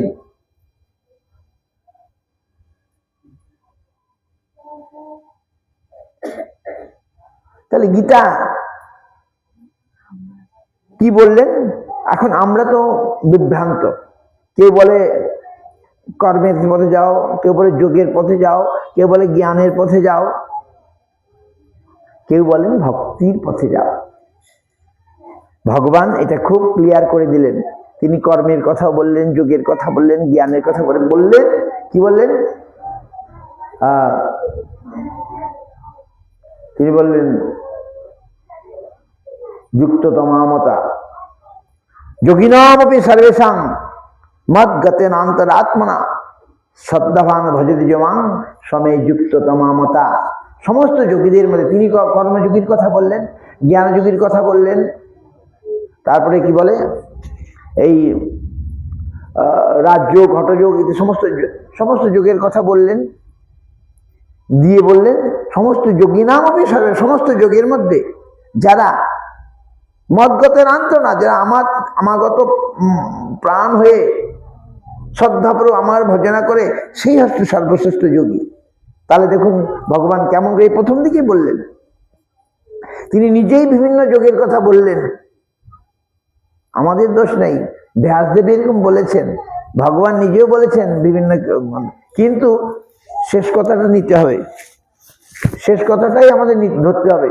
ওই যে দেখুন কেউ, ওই যে দেখুন কেউ যোগ করছে, কেউ মা কালীর পূজা করছে, পাঠা বলি দিচ্ছে, এগুলো শাস্ত্রে বলা আছে, কিন্তু না, শাস্ত্রে বলা থাকলেই না, বিচার করে নিতে হবে। ভগবান বললেন সমস্ত যোগীদের মধ্যে যে আমাগত প্রাণ হয়ে আমাকে ভক্তি সহকারে ভজনা করে, সে হচ্ছে শ্রেষ্ঠ যোগী। তাহলে আমি কি বসে থাকবো? না, ভগবান তো বলেছেন ওই বলি দাও, মায়ের কাছে বলি দিয়ে বলির প্রসাদ পাও না, ওখানে ওটা বলেছেন, কিন্তু শেষ কথা সেটা নয়। শেষ কথা কি? গীতার শেষ কথা, গীতার শেষ কথা কি বলুন? সর্বধর্ম পরিত্যাজ্য মাম একম শরণং ব্রজ। আরে এই কথা কেউ বলে? কেউ বলেছে? কেউ কারো বলার ক্ষমতা নাই, এই কথা একমাত্র ভগবানই বলতে পারেন। সকলে বলে অধর্ম ত্যাগ করো, ধর্ম ত্যাগ করো, কেউ বলেছেন? আজ অব্দি শুনেছেন কেউ বলেছে? একমাত্র কৃষ্ণ বলেছেন এই কথাটা, আর কেউ বলেন না, আর বলার ক্ষমতা নাই। বলেন সর্বধর্মান পরিত্যাজ্য, সমস্ত ধর্ম মানে কি? আমি যা বলেছি ধর্মের উপরে হিসেবে যেটা বলেছি ওই কথাটাকেও বাদ দাও। আমি ধর্ম সম্পর্কে যা বলেছি সেগুলো বাদ দাও। সর্বধর্মান পরিত্যাজ্য মাম একং শরণং ব্রজ অহং তাং সর্ব পাপেভ্য মুক্ষয়িষ্যামি মা শুচ। এটা হচ্ছে গীতার চরম কথা। আরো আছে মন্মনা ভব মদ্ভক্ত মজ্জাজি মাং নমস্কার মামে বৈশিষ্ট্যন্তি প্রতিজানে প্রিয় হোসিনে। একমাত্র আমাকেই তুমি ধরো, বাস, তোমাকে আর কিছু করতে হবে না। ও না, আমার তোমার অপরাধ হবে, তোমার পাপ হবে, ইত্যাদি ইত্যাদি, তোমার অন্যান্য কর্তব্য আছে, বলে না, সেগুলো তো আমি বুঝবো, আমি সব। ভগবান গীতায় খুলসা করে বলে দিলেন, ক্লিয়ার করে বলে দিলেন, অহং সর্বস্ব প্রভব মত্ত সর্বং প্রবর্ততে ইতি মত্তা ভজন্তে মাং বুধা ভাব সমন্বিতা। আমি সমস্ত মধ্যে, সবকিছুর মধ্যে আছি, আমি, আমার থেকে সবকিছু প্রবর্তিত হচ্ছে। এই কথা জেনে ভক্তগণ ভাব সহকারে আমার ভজনা করেন। তারপরে কি বললেন? তিসাং শতযুক্তানাং ভজতাং প্রীতিপূর্বকম দদামি বুদ্ধি যোগং তং চেন মাপজান্তিতে। গীতার 4টে শ্লোক, চতুর্শ্লোক গীতা বলে, 4টা ভেরি ইম্পর্টেন্ট শ্লোক। যারা এক মনে ভজতাং প্রীতিপূর্বক, আমাকে প্রীতি সহ ভজনা করে, আমি তাদেরকে বুদ্ধিযোগ দিয়ে দিই। কি বুদ্ধিযোগ? যাতে তারা আমাকে জানতে পারে, পেতে পারে। বুঝতে পারছেন? আমরা তো বুঝি না, কিন্তু আমরা ফুল দিয়ে, তুলসী দিয়ে, জল দিয়ে, ভগবানকে একটু নৈবেদ্য দিয়ে পূজা সত্যি সত্যি যে করি, এবার আমি ঠিক ঠিক কিভাবে করতে পারবো তিনি আমাদের জানিয়ে দেবেন। আমি করার চেষ্টা করছি, আমি জানি না। এই যে আপনারা করছেন, চেষ্টা করছেন যে আজ ভগবানের রাজা, আমরা হরিবাসর তিথিতে ভগবানের শ্রবণ কীর্তন করবো, উৎসব করবো, ইত্যাদি করব। আমি তো জানি না কেউ করতে হয়, তবু করার চেষ্টা করছি। এবার ভগবান বুদ্ধি দিয়ে দেবেন, তিনি বুদ্ধি দিয়ে দেবেন। আমি কি করে নবদ্বীপে আসলে, কি করে গুরু পাত্র পেলাম বলুন দেখি? ভগবান আমায় পাঠিয়েছেন, বুদ্ধি দিয়েছেন, তবে আমি আসতে পেরেছি। আমরা যদি ভগবানের দিকে 1 পায়ে গিয়ে যাই, ভগবান আমাদেরকে 10 পায়ে গিয়ে আসবেন। এই শ্লোকের ব্যাখ্যায় বলা আছে তিসাং শতযুক্তানাং ভজতাম প্রীতিপূর্ব। দেখুন এনারা সব বিদেশ থেকে চলে এসছেন, কোথা থেকে কোথায় চলে এসছেন, গীতা পড়ে পড়ে চলে এসছেন। এই গীতা এদেরকে জিজ্ঞেস করলে বলবে আমরা গীতা পড়ে এসছি, গীতা পড়ে আমরা এসছি, গীতা আমাদেরকে এরকম বুদ্ধি দিয়েছে। আমি জিজ্ঞাসা করছি এনাদের, গীতার মধ্যে এমন জ্ঞান আছে, ভগবান নিজেই ক্লিয়ার করে বলছেন, পরিষ্কার করে বলছেন, মচ্চিত্তা মদ্গত প্রাণা বুধন্ত পরস্পরম কথচ মাং নিত্যং তুষ্যন্তি চ রমন্তি চ। আরে ভগবানের ভজনা করে কি হবে? আমরা তো ভগবানের ভজনা করি, ভগবান আমাকে ধন দাও, জন দাও, টাকা দাও, পয়সা দাও, স্ত্রী দাও, পুত্র দাও, কন্যা দাও ইত্যাদি তো বলি। এটা তো ভক্তি নয়। ভগবানের ভক্তগণ মচ্চিত্তা মদ্গত প্রাণা, যারা আমায় ভালোবাসে, তারা আমাকে আমার কথা চিন্তা করে না, পরস্পর তারা আমার কথা আলোচনা করে, আদান প্রদান করে, আর তাতে কি পায়? তুষ্যন্তি চ রমন্তি চ। তারা পরম সন্তোষ লাভ করে, যে সন্তোষ অন্য কিছুতে পাওয়া যাবে না। ভগবানের চিন্তা করলে, ভগবানকে ভালোবাসলে কি পাওয়া যাবে? সন্তোষ পাওয়া যাবে। আমরা এখন সব অসন্তোষ, অতৃপ্ত হয়ে কাল কাটাচ্ছি। আগে আমরা কে তৃপ্ত আছেন বললে? কেউ তৃপ্ত না, আমরা সব অতৃপ্ত, অসন্তোষ। কেন? ভগবানকে যতদিন না পাবো ততদিন আমাদের অসন্তোষ যাবে না, অতৃপ্তি যাবে না, লিখে রাখুন। আর ভগবানকে যেদিন পাবো সেদিন আমি পূর্ণ তৃপ্তি লাভ করবো। কখন পাবো? না, আমরা যদি ভগবানকে চিন্তা করি, ভগবানকে ভালোবাসি, ভগবানকে স্মরণ করি, ভগবানকে কীর্তন করি, ভগবানের কথা অপরকে বলি, তাহলে কি হবে? আমরা ভগবানকে পাবো। ভগবান আমার হৃদয়ে আছেন, তিনি তখন আমাকে সাড়া দেবেন। ভগবান এখানেই আছেন, আমি দেখতে পাচ্ছি না, কেন? আমি ভগবানকে ভালোবাসি না, কেন দেখবো? তিনি সাক্ষী রূপে সব দেখছেন, নোট করে নিচ্ছেন। তাই ডাইরেক্ট আসতে হয় না, তার অনেক প্রতিনিধি আছে। ভগবানের মহামায়া, যোগমায়া, অনেক আছে, কিছু ব্যাপার আছে। তো ভগবান বলছেন মচ্চিত্তা মদ্গত প্রাণা বোধয়ন্ত পরস্পরম তুষ্যন্তি চ রমন্তি চ। ওরে বাবা, যারা ভগবানকে ভালোবাসে, ভগবানের তারা সঙ্গ লাভ করে, বাস, আর কি চাই বলুন? ভগবানের সঙ্গ লাভ করা যাবে। আজ ভগবানের সঙ্গ লাভ করলে আর কিছু ভালো লাগবে বলুন? এই জগতের সঙ্গ আমরা লাভ করছি, কতখানি আমরা তৃপ্ত হচ্ছি না। এখানে বিচ্ছেদ আছে, এখানে কি বলে অতৃপ্তি আছে, অপূর্ণতা আছে, ঝগড়া আছে, বিবাদ আছে, কত কি আছে। আর ভগবানের সঙ্গে সব কিছু নেই। ভগবানের কাছে পূর্ণ আনন্দ আছে। ভগবান পূর্ণ আনন্দময়, আনন্দ স্বরূপ, আনন্দ ঘন বিগ্রহ, আনন্দ মূর্তিমান। সেই ভগবানকে পেলেই আমরা প্রকৃত আনন্দে আস্বাদ লাভ করবো। তুষ্যন্তি চ রমন্তি। রমন্তি মানে ভগবানের সঙ্গে আমাদের সঙ্গ লাভ হবে। ভগবানের সঙ্গ লাভ যদি পারি, বলুন দেখি, যদি আমি ভগবানের সঙ্গে থাকতে পারি, তার চেয়ে আমি তার মতো সুখ কি আর অন্য কোথাও পাবো?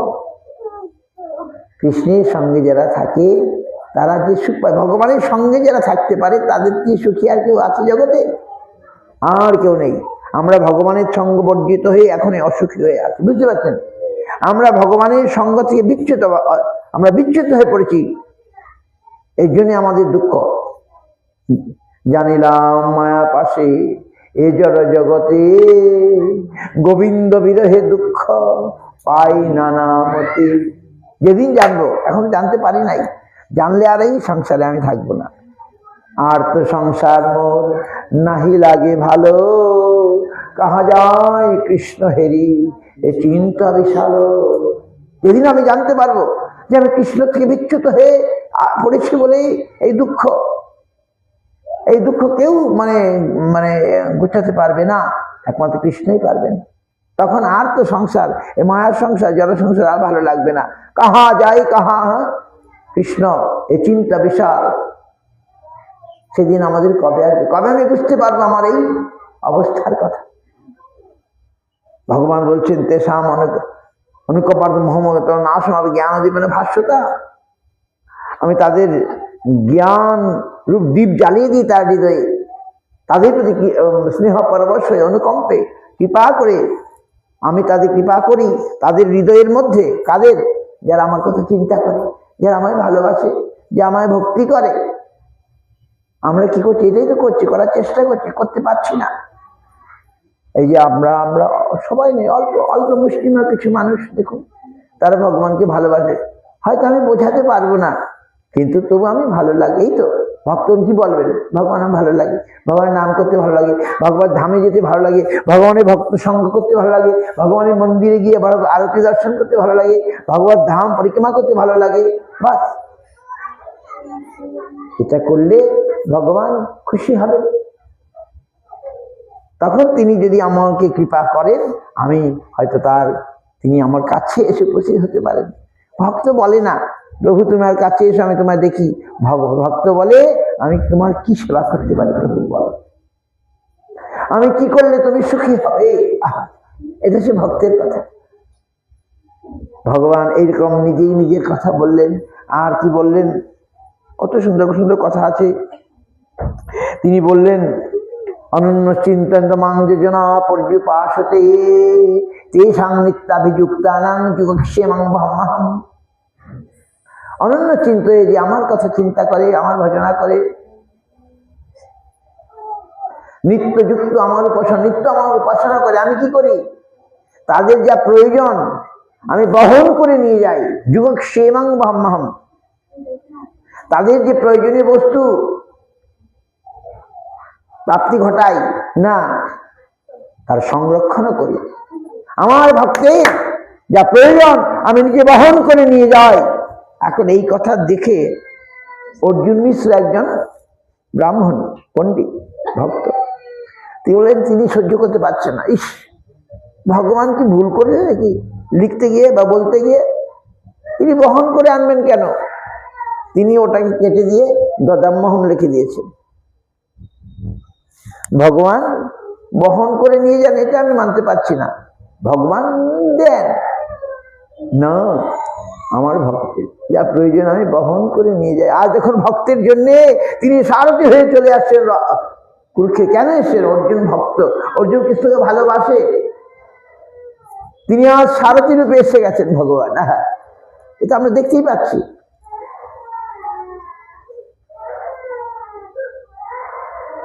ভগবান গীতাতে বললেন, সবাই আমাকে সমান, কিন্তু যে আমার সময়ং সর্বভূতানা, সবাই আমাকে সমান, কিন্তু যে আমাকে ভালোবাসে আমিও তাকে ভালোবাসি।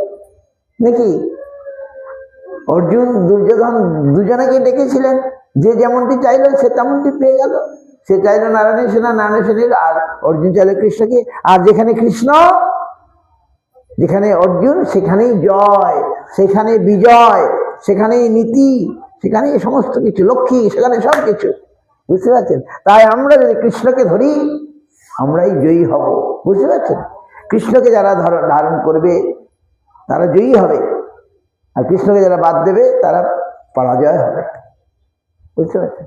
কৃষ্ণ ভক্তি জয় হবেই হবে। পরম বিজয়তে শ্রীকৃষ্ণ সংকীর্তনম, কৃষ্ণ নাম সর্বত্র জয় লাভ করবে, কেউ হারাতে পারবে না। এই কোর্টের মধ্যে এই গীতা নিয়ে কেস হয়ে গেছিল, রাশিয়াতে হয়েছিল, পোল্যান্ডে হয়েছিল। রাশিয়াতে, এই ইনাদের দেশে রাশিয়াতে কেস হয়ে গেছিল।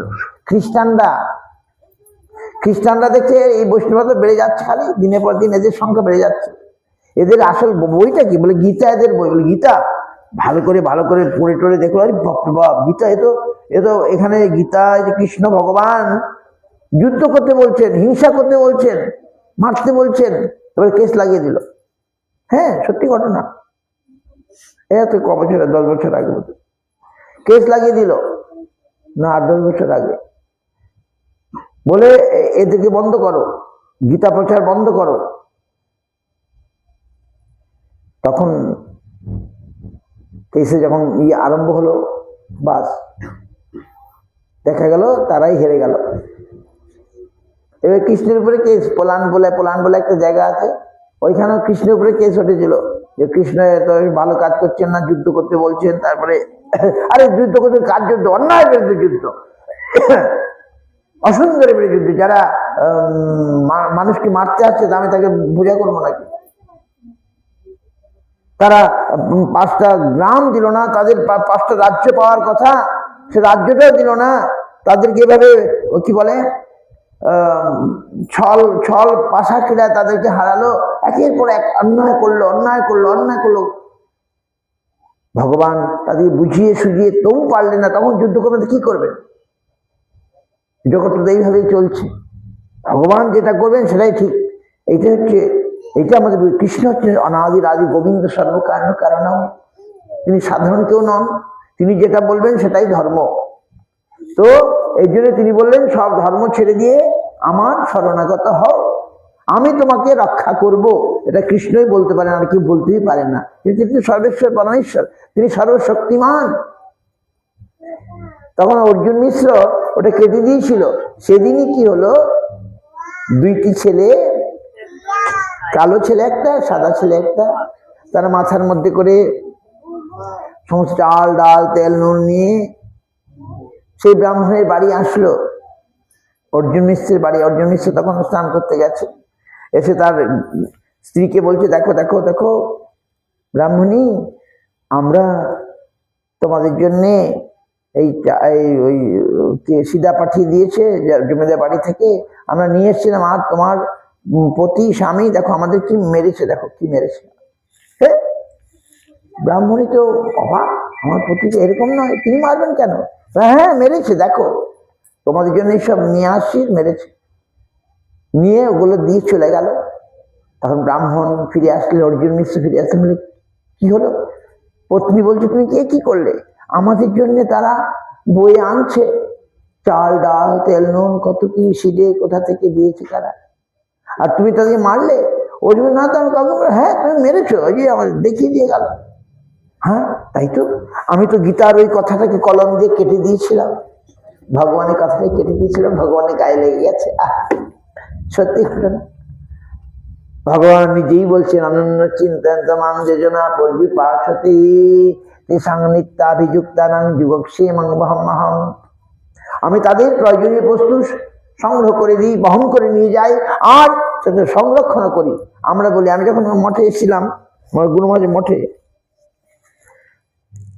কত বড় মঠ, কত মানুষ প্রসাদ পাচ্ছে, ডেইলি 100 লোক প্রসাদ পাচ্ছে, আর ডেইলি 60-70টা গরু আছে, কত টাকা পয়সা, কত খরচা, কত জমি জমা, কত কি কোথা থেকে চলছে। এইটা একটি গীতার কথা, ভগবান সব ভক্তের জন্য সব করে। এখন আমি তখনও ভক্ত হই নাই, তবু দেখছি আমি মঠ মন্দির আরম্ভ করেছি, কোথা থেকে আমার থাকার জায়গা ছিল না, গুরুদেব চলে গেলে মঠে মঠে আবার ঝামেলা হয়, ভগবানের ইচ্ছা। গুরুদেব যখন অন্তর্ধান করেন, মঠে মঠে আবার অশান্তি হয়, কেউ বলে আমাকে সম্পত্তি দাও, আমাকে আমার সম্পত্তি দাও। আমি তখন যাই কোথায়, আমি ঘুরছি মঠে, অশান্তি, সম্পত্তির জন্য ঝগড়া হচ্ছে, কে রাজা হবে, কে রাজা হবে, এসব। আমি তখন বেরিয়ে ঘুরছি, কোথায় যায় বাবা। তখন আমাদের এই আপনাদের পরিচিত এই কালীনগরের প্রসাদী গাঙ্গুলি, তিনি একজন লোক খুঁজছেন, না ঠাকুর সেবার লোক নাই, তিনিও ভক্তিমতী, তিনি চাইলেন, ভগবান আমাকে এখানে এনে দিলেন। তাহলে কে করলো বলুন দেখি? আমিও খুঁজছিলাম আমার একটা জায়গা, কিন্তু জায়গা কিনবো টাকা নাই, 100 টাকা লাখ লাখ টাকা দাম দিয়ে আমি জায়গা কিনবো কোথায়? তখন আমাকে এখন ভগবান কত জায়গা দিয়ে দিয়েছি না, 8-10 বিঘা জমি। আমি কি করে কি হয়ে গেল, কোথা থেকে কি এসে গেল? তারপরে ভক্তরা টাকা দিচ্ছে, কে দিচ্ছে? সব ভগবান দিচ্ছেন। তিনি কোন ভক্তকে দিয়ে পাঠিয়ে দিচ্ছেন টাকা, আমি অবাক। এই যে আজকে এই একাদশী দিনে আমাদের ভক্তরা, আমার মঠের শিষ্য নয়, আমার নয়, অন্য মঠের শিষ্য, প্রতি একাদশী টাকা পাঠাবে। একাদশী দিন ভালো, আজ দান করলে ভালো, আমাকে বলতে হচ্ছে, আমি কোনো চাইও নাই, তারা নিজের থেকে, অন্য মঠের ভক্ত, কিন্তু ওরা কি করে ভালো লাগলো, তারা টাকা পাঠিয়ে দিচ্ছে। আমার শুনলেন, এক ভক্ত প্রতি একাদশী প্রায় 20,000 21,000 টাকা প্রতি একাদশী পাঠাবে, আমাকে বলতে হয় না। কোনো ভক্ত কেউ 500 টাকা পাঠাবে, কেউ এরকম যার ক্ষমতা, বলতে হয় না, পাঠিয়ে দেবে। আমি ভাবতে পারি, আমি তো খরচ করে যাচ্ছি, মন্দির বানাচ্ছি, টাকা কোথা থেকে আসবে আমি চিন্তা করছি না। আমি যখন আসছে, যখন আমি করতে থাকি, যখন আসবে তখন বন্ধ হয়ে যাবে। কিন্তু আশ্চর্য, কি করে কোথা থেকে এসে যাচ্ছে, আমি করে যাচ্ছি। আমি আর জমাতে চাই না, আমি খরচাই করতে চাই ভগবানের জন্য, যতদিন বেঁচে থাকবো। তো এটা একবারই সত্য, ভগবান, তা আমি তো ভক্ত হই নাই, তবু ভগবানের আমি যে এই যে সাহায্য পাচ্ছি, ভগবানের যে এটা আমি নিজে আজ শিকার। আমি তখন গুরু মহারাজের মঠকে দেখে অবাক হয়ে যেতাম, আজকে আমি নিজে অবাক হয়ে যাচ্ছি। আরে কোথা থেকে টাকা পয়সা এসে যাচ্ছে, কোথা থেকে ঘর বাড়ি বিল্ডিং হয়ে যাচ্ছে, কোথা থেকে কি হয়ে যাচ্ছে, আমি নিজেই বুঝতে পারছি না। এইটা হচ্ছে গীতার এই কথাটা আমি নিজের জীবনে আমি দেখতে পাচ্ছি। নাহলে আমি দু পয়সার আমার আমার মালিক ছিলাম। আমি যখন মঠে এসেছি আমার কাছে 50 পয়সা ছিল না। আমার গুরু মহারাজ যখন মঠে এসেছে বলে একসময় 50 পয়সা ধার দিয়ে পান নাই, কিন্তু এখন 50 কোটি সম্পত্তি হয়ে গেছে। 50 কোটি সম্পত্তি হয়ে গেছে। ওই যে যেটা চৈতন্য শাসন জল মন্দির বলেন, তারা বিদেশে এক একটা মঠের পরিমাণ জানেন 27 একর। আমেরিকায় যে মঠটা আছে 27 একর জমির মধ্যে মঠ আছে,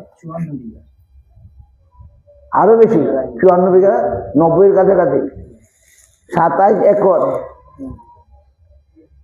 27 একর, 1 একর 3 বিঘা। হ্যাঁ 3 বিঘা, 3 27 কত, 390, 84 বিঘার মতো প্রায়।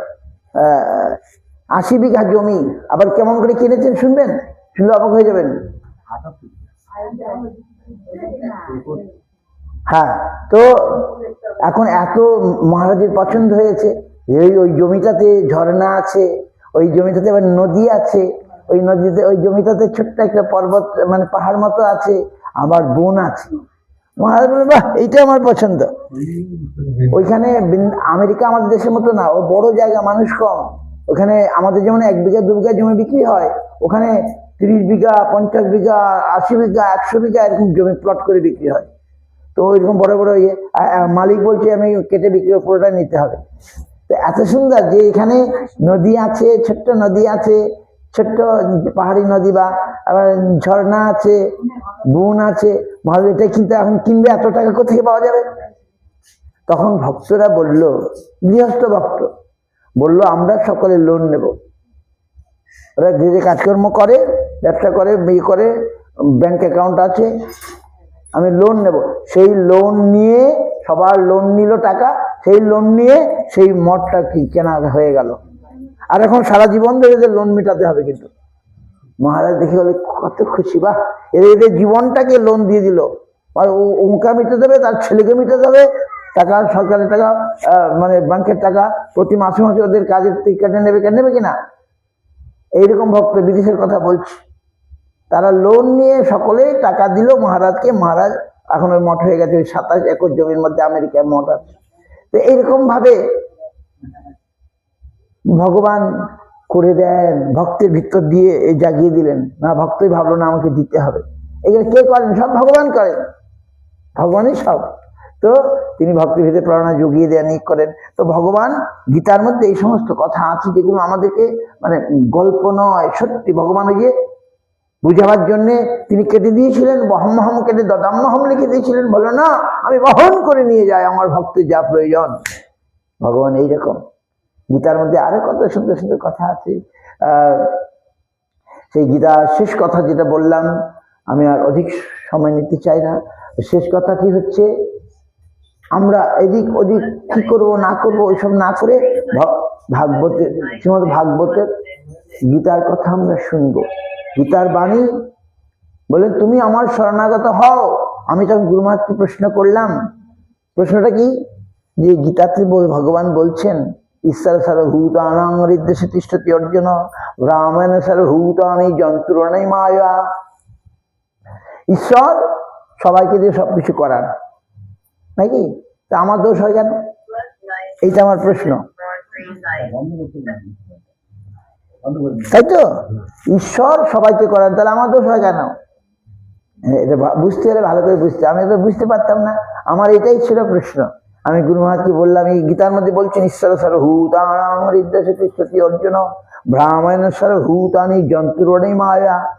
এই কথা আছে অনেকই, যন্ত্রণী মায়া, মায়া শব্দটা আছে। তখন মায়া শব্দ আমি বুঝতাম না, যখন আমি পড়াশোনা করতাম, স্কুলে পড়তাম, কলেজে পড়তাম। এই ভগবান যে বলছেন কথাটা ভালো করে নিতে হবে। তখন আমি যে গুরু মহারাজকে এই প্রশ্নটা করলাম, মহারাজ আমি তো বুঝতে পারছি না, ভগবান বলছেন তিনি সবকে দিয়ে সবকিছু করান, তাহলে আমার দোষ হয় কেন? আমি শাস্তি পাবো কেন? গুরু মহারাজ তারপরে শ্লোকটা কি? তারপরে শ্লোক হচ্ছে তমেব শরণং গচ্ছ সর্বভাবেন ভারত তৎপ্রসাদাৎ পরং শান্তিং স্থানং প্রাপ্স্যসি শাশ্বতম। গুরু মহারাজকে সুন্দর ডাইরেক্ট বললেন, তাহলে ভগবান কেন বললেন, হে ভারত, হে অর্জুন, তুমি সর্বতভাবে আর শরণ নাও, মানে ভগবানের শরণ না, মানে আমার শরণ নাও, ঘুরিয়ে বললেন আর কি। তমেব শরণং গচ্ছ সর্বভাবেন ভারত তৎপ্রসাদাৎ পরাং শান্তি শরণং প্রাপ্স্যসি শাশ্বতম।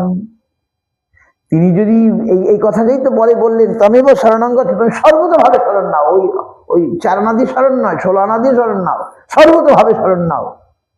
আমরা কেন ভগবানকে পাই না? আমি 2 আনা দিয়ে ভগবানকে পেতে চাই, 2 আনা পাওয়া যায়?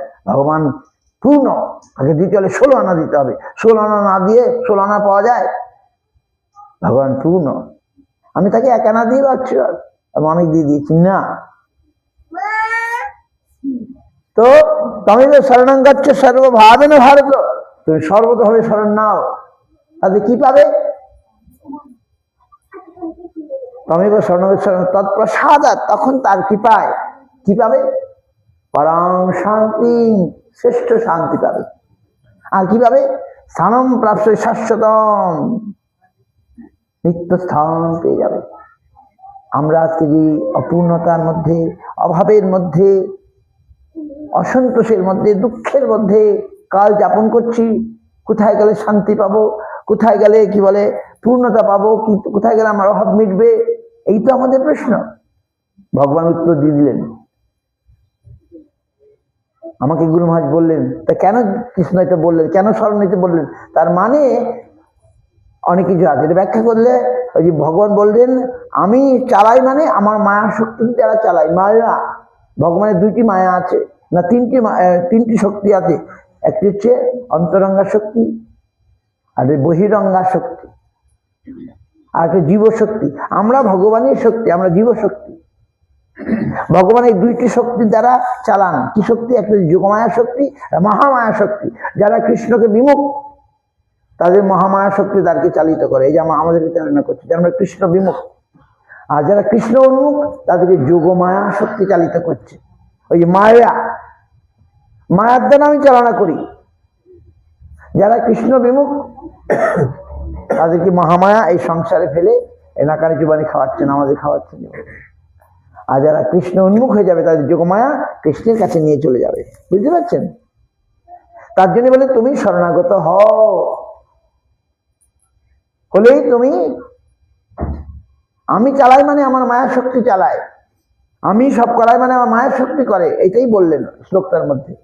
আমি করি মানে আমার মায়ের শক্তির দ্বারা যারা আমাতে উন্মুখ, তাদেরকে আমার যোগমায়া শক্তি তাকে আমার কাছে নিয়ে আসে। আর যারা বিমুখ, তাকে মহামায়া শক্তি এই সংসার রূপে কারাগারের মধ্যে ঘুরপাক খাওয়ায়। এখন যে হচ্ছে সমস্ত লোক, আমরা যারা কৃষ্ণ বিমুখ, তারা এই সংসার কারাগারে বদ্ধ হয়ে দুঃখ কষ্ট রূপ শাস্তি পাচ্ছে। আমরা সকলে শাস্তি পাচ্ছি। আমার কি কর্তব্য? কি করে কারাগার থেকে বেরোয়া যায়, সেটাই তো কর্তব্য, নাকি?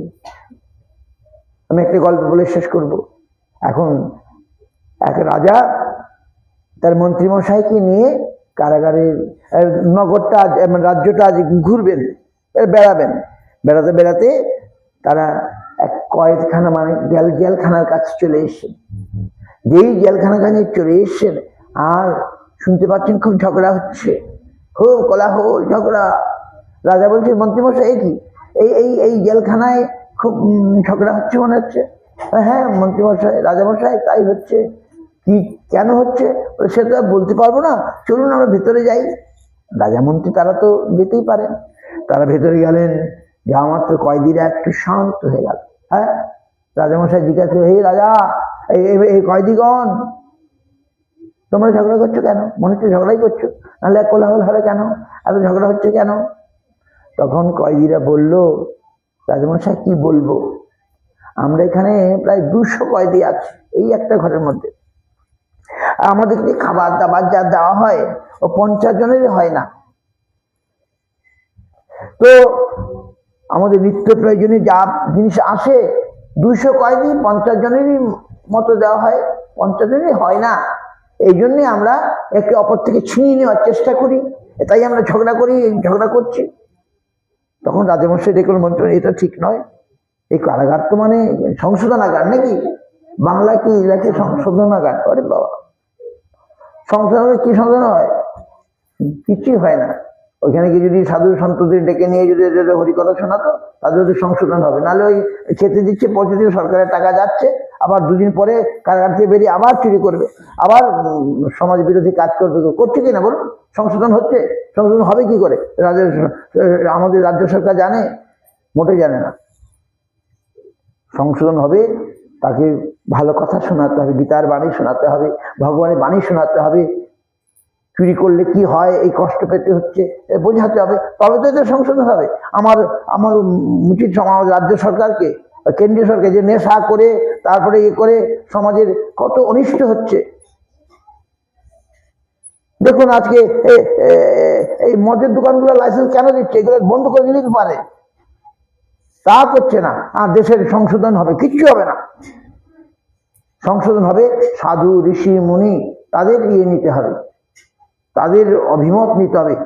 রাজা যে হবে তাকে মানে হতে হবে, ভগবত ভক্ত হতে হবে, তবে সে সংসারটাকে ঠিক মতো চালনা করতে পারবে, নাহলে সংসার কোনদিন ঠিক হবে না। যে রাজা হবে তাকে রাজর্ষি হতে হবে। রাবণও রাজা ছিল, রামচন্দ্র রাজা ছিল। আমরা রাবণের আদর্শ নিচ্ছি কি না? আমরা রামের আদর্শ নিচ্ছি। যাক, এটা বললে আবার পলিটিক্স হয়ে যাবে, আমি সেদিকে যাব না। তো যিনি রাজা হবেন তিনি হবেন শুদ্ধ, তাকে ঋষি হতে হবে, তিনি হবেন পবিত্র নিষ্পাপ, তবে তিনি জগতের যে মানুষগুলো আছে তাদের প্রকৃত মঙ্গল করতে পারবেন, কল্যাণ করতে পারবেন। আর তা নাহলে যাকে তাকে বসে সিংহাসনে বসে যাও, সে পারবে? সে রাজ্যটাকে ধ্বংস করে দেবে। তাহলে আমাদের ভারতবর্ষ হচ্ছে ভরত মহারাজের দেশ, যার নামেই ভারতবর্ষ। ভরত মহারাজের নাম থেকেই ভারতবর্ষ। আমাদের এই দেশ কি বলে, ভগবান নিজে রাজা হয়ে এসে রাজধর্ম শিক্ষা দিয়েছেন। কৃষ্ণ রাজা হয়েছিলেন, দ্বারকার রাজা ছিলেন। তো এই যে রাজা হতে হলে তাকে সত্যিকারের ঋষি হতে হবে, তাহলে সে কখনো হিংসা বিদ্বেষ করবে না, হানাহানি করবে না, মানুষকে ভালোবাসবে। এখন তো আর বসে বলে লাভ নেই। তো আমাদের প্রকৃত যে ধর্মের নেতা হতে হবে, তাহলে আমরা প্রকৃত মানে আমাদের জীবের মঙ্গল কল্যাণ সাধন করতে পারবো। তো রাজার কথায় মন্ত্রীরা যে মানে কয়েদিরা বলল, হে রাজামশাই, আমরা এইসব পাচ্ছি না বলেই আমাদের মধ্যে এই ঝগড়া হচ্ছে। তখন মন্ত্রীমশাই বলেন, তুমি যার কি কি লাগে তুমি তাদেরকে নোট করে দিয়ে দাও, ওদের জেনে নাও কার কি দরকার। কারণ এক এক করে বলে, এই কয়েদি তোমার কি চাই? বলে আমার থালা চাই। ও বললো তোমার কি? আমার বাটি চাই। আমার কি চাই? ঘটি চাই। আমার ওষুধ চাই, আমার গামছা চাই, আমার কাপড় চাই, আমার বিছানা চাই, মশারি চাই। এই বলে এক এক করে সব চেয়ে নিল। আর ওই ওই ওই কোনাতে বসে আছে একটা কয়েদি, সে কিছু চাইলো না, সে চুপ করে বসে আছে। রাজা তো সব দিকে নজর আছে। তিনি বলে, এই কয়েদি তুমি কিছু চাইছো না কেন? সে কয়েদি বললো, রাজামশাই আমি যা চাই আপনি দেবেন আমাকে। বলে, হ্যাঁ দেবো, কি বলো, কি চাই? রাজামশাই আমি এই কয়েদখানা থেকে, এই জেলখানা থেকে বেরিয়ে যেতে চাই, মুক্তি পেতে চাই। বাহ! রাজা বললেন, মন্ত্রী মশাই ওই কয়েদিটাকে তুমি মুক্তি দিয়ে দাও, রিলিজ দিয়ে দাও ওখান থেকে। আর অন্যরা কি চাইলো? বলে থালা চাই, ঘটি চাই, বাটি চাই, সামান্য সামান্য তুচ্ছ বস্তু নিয়ে এই সংসার কারাগারেই আমরা আজ পড়ে থাকতে চাইছি। কি করে আমরা এই কারাগার থেকে বেরিয়ে যাব সে কথা একবার আমরা জিজ্ঞাসা করছি না। কারাগার থেকে বেরিয়ে যেতে হলে যিনি কারার মালিক তাকে তো ধরতে হবে। এই সংসার, এই কারাগার, এই জগতের মালিককে, ভগবান মালিক, তার শরণাপন্ন হতে হবে, তাকে ধরতে হবে। প্রভু হ্যাঁ আমি দোষ করেছি, আমি অপরাধ করেছি, আমি পাপ করেছি, আমি অন্যায় করেছি, তাই এই কারাগারে এসে শাস্তি পাচ্ছি।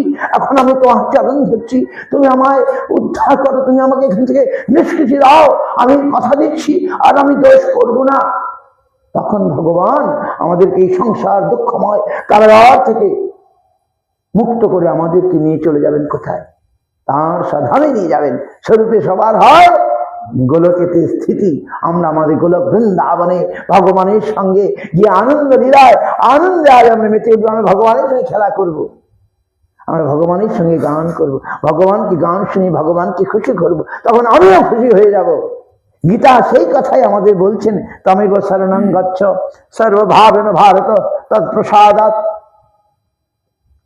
পরম শান্তি, আমরা শান্তি চাই, শান্তি চাই। শান্তি কোথায়? শান্তি নেই, অশান্তি আছে। ভগবান কৃপা করলে আমি পরা শান্তি, মানে শ্রেষ্ঠ শান্তি, সাধারণ শান্তি নয়, পরা মানে শ্রেষ্ঠ শান্তি। আর কি পাবো?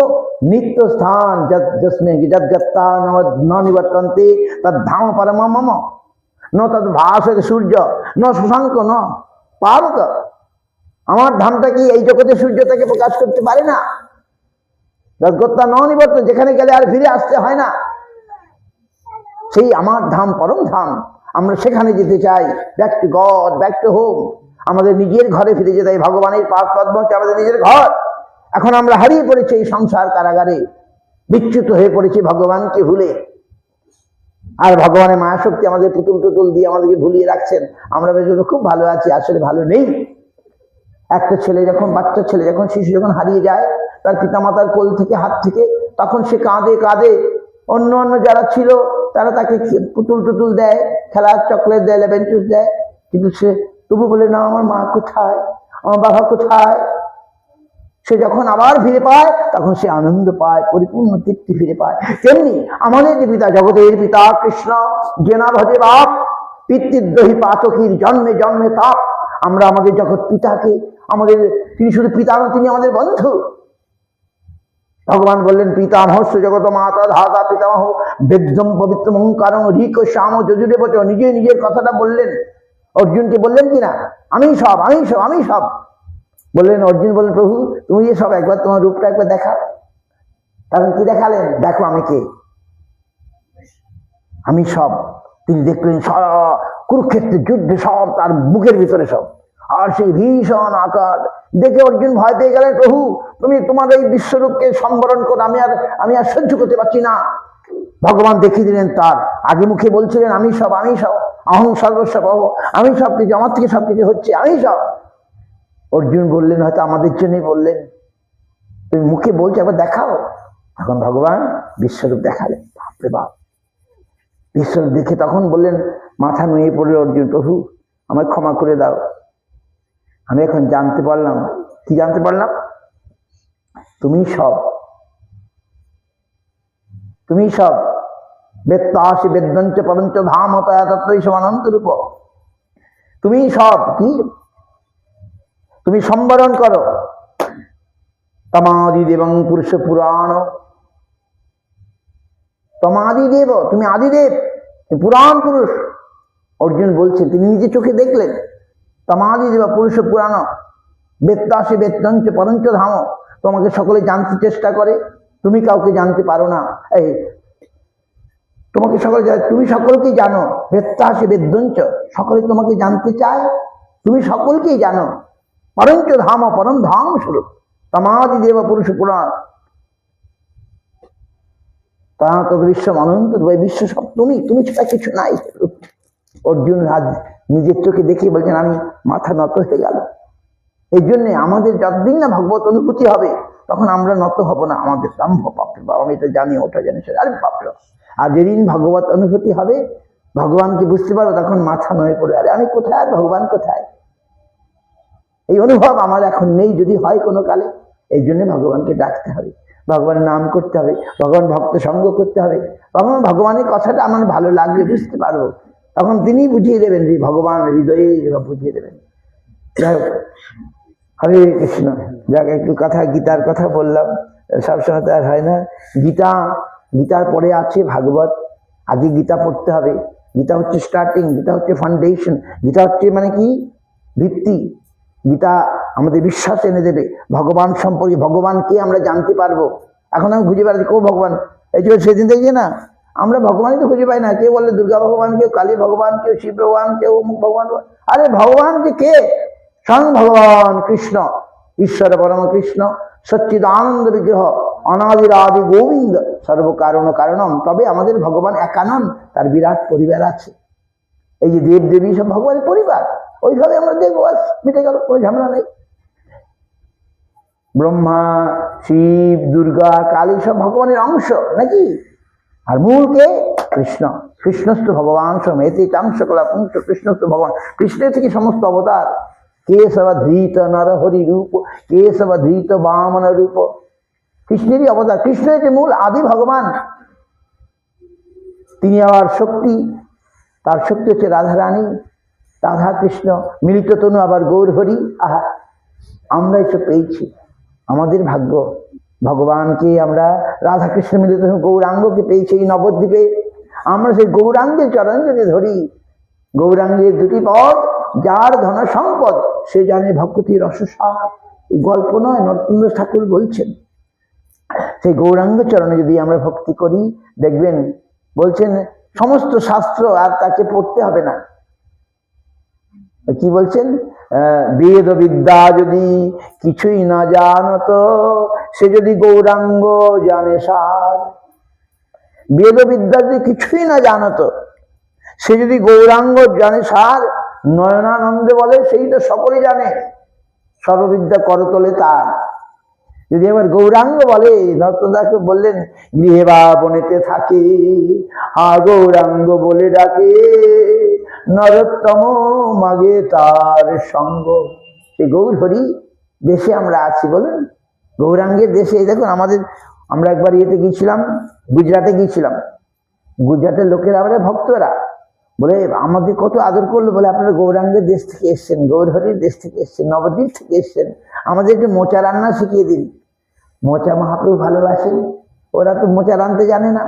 গুজরাটের লোক বলছে আমরা মোচা রান্না করতে পারি না, মোচা নাকি মহাপ্রভু ভালোবাসেন। তারা দেখুন ভক্ত, আমাদের একটা মোচা রান্না শিখিয়ে দিন, আমরা মোচা রান্না করে ভগবানকে গৌর হরিকে ভোগ দেবে।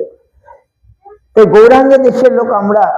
আজ গৌরাঙ্গকে যেন আমরা বোঝার চেষ্টা করি, তাহলে দেখবেন সর্ববিদ্যা করে তোলে তার।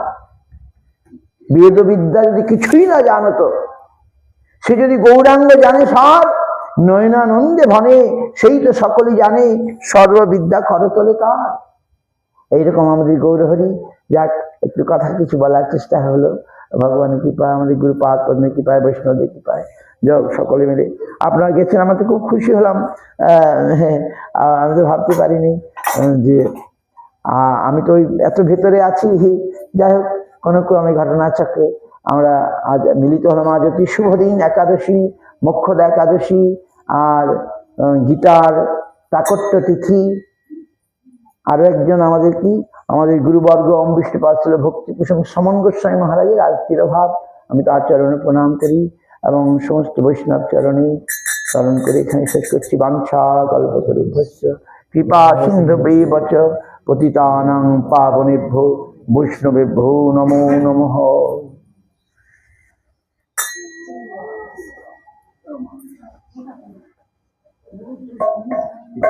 গাই গোরা মধুর স্বরে, গাই গোরা মধুর স্বরে, হরে কৃষ্ণ হরে কৃষ্ণ, কৃষ্ণ কৃষ্ণ হরে হরে, হরে কৃষ্ণ হরে কৃষ্ণ,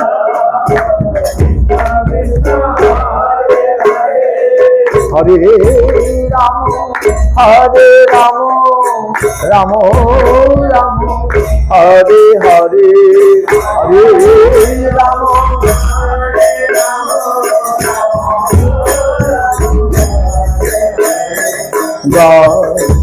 গোরা মধুর স্বরে,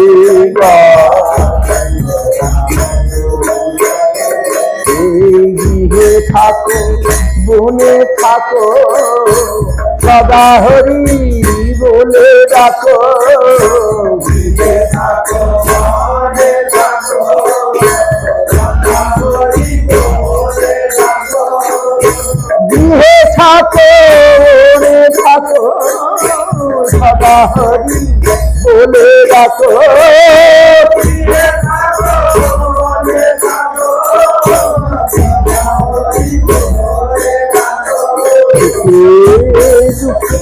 ভুল না তো বদনে হরি নাম কর রে,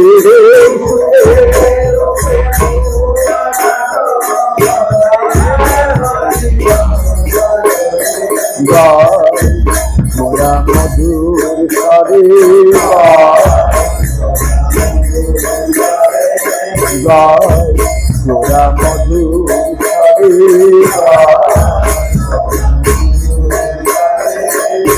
মায়া জালে বদ্ধ হয়ে আচমিতে কাজল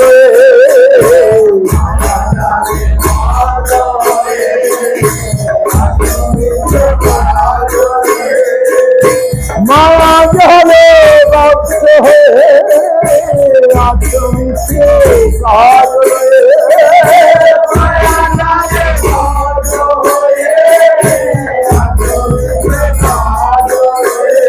এখন চেতন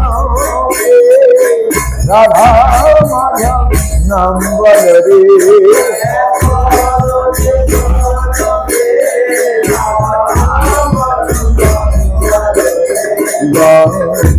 গোরা মধুর পদে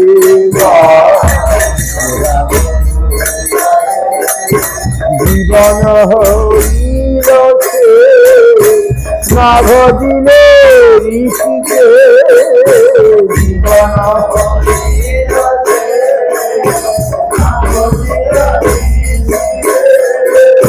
জীবন হইল নাভ দিলে ঋষিকে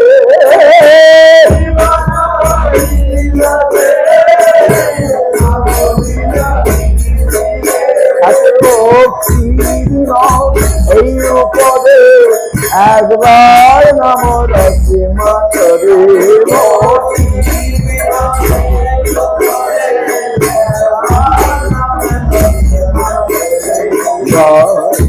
গোরা মধুর পদে গোরা হরে কৃষ্ণ কৃষ্ণ কৃষ্ণ হরে হরে হরে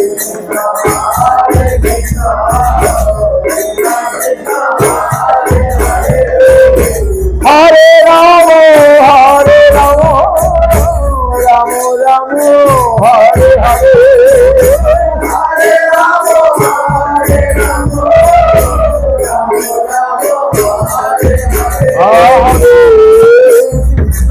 হরে কৃষ্ণ কৃষ্ণ হরে হরে হরে কৃষ্ণ হরে রাম হরে রাম রাম রাম হরে হরে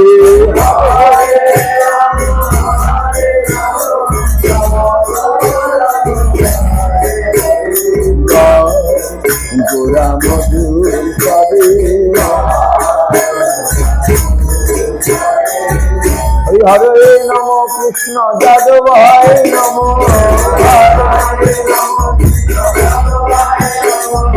যাদবায় মধুবায় কুতুয়ায় নম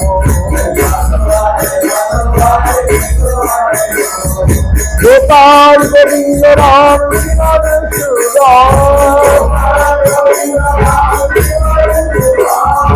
গিরিধারী গোপীনাথ মদন মোহন জয় জয়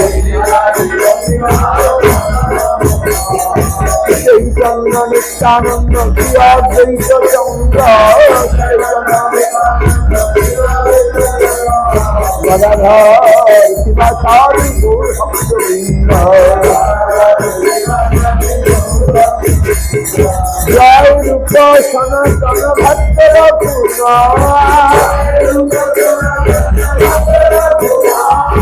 জীব গোপাল ভক্ত নাথের পূর্ণ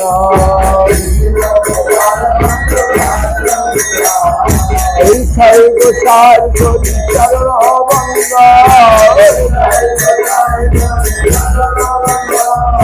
এই ছয় গোসার চরি চরণ বঙ্গ যাহা হইতে বিঘ্ন নয়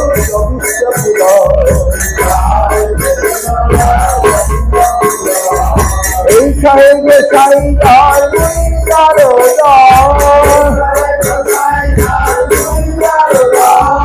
দাসবার পদে মোর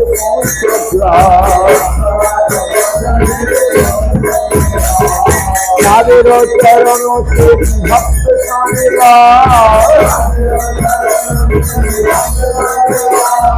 জনমে জনমে মোর অভিলাষ এই সাহেব সাই যাবে বসে করলেন মা রাধা কৃষ্ণের নিত্য লীলা হরিয়া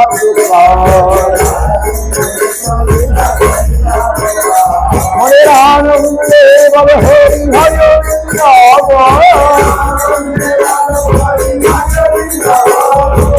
গুরু বৈষ্ণব পরে মজাইয়া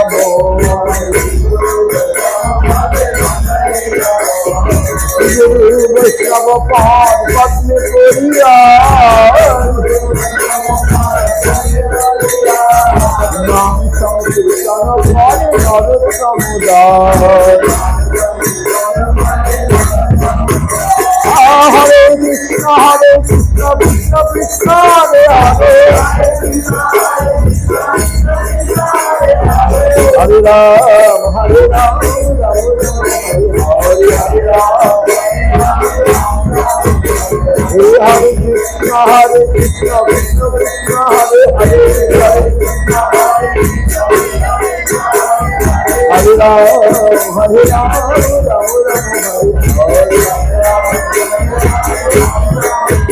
হরে হরে কৃষ্ণ কৃষ্ণ কৃষ্ণ হরে হরে হরে রাম রাম রাম হরে হরে হরে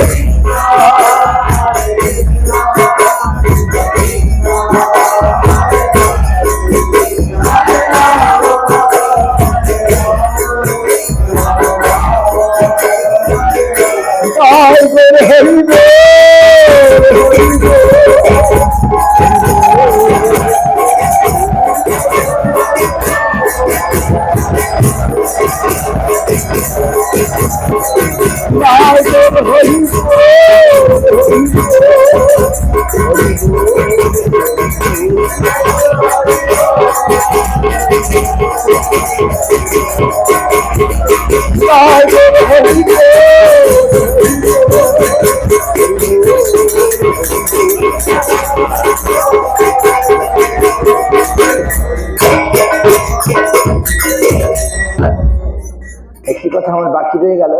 ভগবান গীতা এত সুন্দর উপদেশ দিয়ে শেষে কি বললেন? মচ্চিত্বা সর্বদুর্গণে মত প্রসাদাৎ তরিষ্যসি অথচেত্তম অহংকার নশ্বসি বিনংসসি।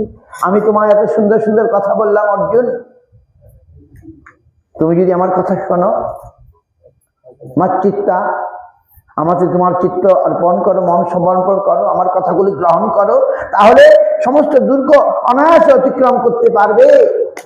আর যদি অহংকার বসে, অথচেতম অহংকার নশ্বসি বিনংসসি, আর তুমি যদি অহংকার বসে আমার কথা না শোনো, বিনাশ লাভ করবে। অর্জুন ভগবানের কথা গ্রহণ করেছিলেন, শুনেছিলেন, তিনি জয়লাভ করলেন। আমরাও যদি ভগবানের কথা শুনি এবং পালন করি, শোনা শুধু না, শুনে আবার এখানে রেখে গেলাম তা নয়, শুনে পালন করলে কি হবে? আমরাও জয়লাভ করব। এটা হচ্ছে ভগবদ গীতার চরম উপদেশ, শেষ উপদেশ। আমাদের ভগবানের কথা শুনতে হবে এবং পালন করতে হবে, বাস। তাহলে দেখবেন আমরা এই জীবন যুদ্ধে, এই সংসার যুদ্ধে অবশ্যই আমরা জয়লাভ করব। জয়লাভ করে কি হবে? পরম আনন্দ, পরম শান্তি, পরম তৃপ্তি, যেটার জন্য আমরা এখন হন্যে ঘুরছি। কোথায় কোথায় পাই, কোথায় পাই না, কোথায় পাই না? ভগবানের কথায়। ভগবানের কোথায়, ভগবান কোথায় পাবো? ভগবানের কথাই ভগবানই পাবো। ভগবানের কথা যদি শুনি, পালন করি, বা এটা হচ্ছে গীতার দান। গৌর প্রেমানন্দে। যাক, আপনারা সকলে আমাদের যেভাবে অভ্যর্থনা করলেন এবং করলেন, ভগবান আপনাদের ভক্তি বৃদ্ধি করুন। আমি সেটাই ভগবানের কাছে প্রার্থনা করছি, সকলের ভক্তি আরো বৃদ্ধি হোক। গৌর প্রেমানন্দে। ओम विष्णुपाद जय विष्णुपाद जय गुरु गौरांग गंधर्वा गोविंद सुंदर गुरु गौरांग राधा मदन मोहन राधा ली राधा गोपीनाथ की जय जय श्री गौर गदाधर की जय जय विष्णुपाद श्री भक्ति रक्षक श्री हृदय गोस्वामी गुरु महाराज अपार श्री गुरु महाराज जय विष्णुपाद भक्ति सुंदर गोविंद देव गोस्वामी महाराज जय विष्णुपाद श्री भक्ति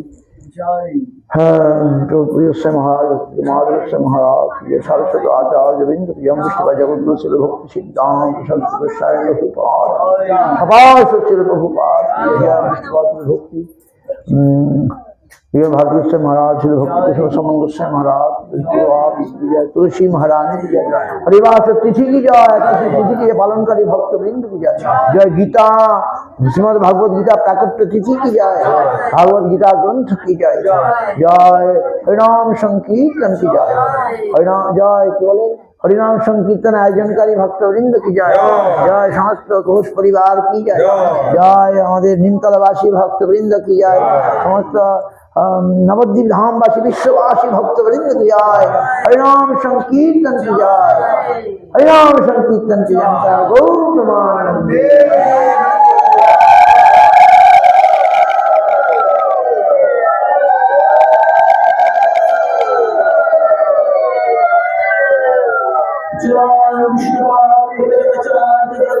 जय गुरुदेव जय गुरुदेव जय गुरुदेव हरि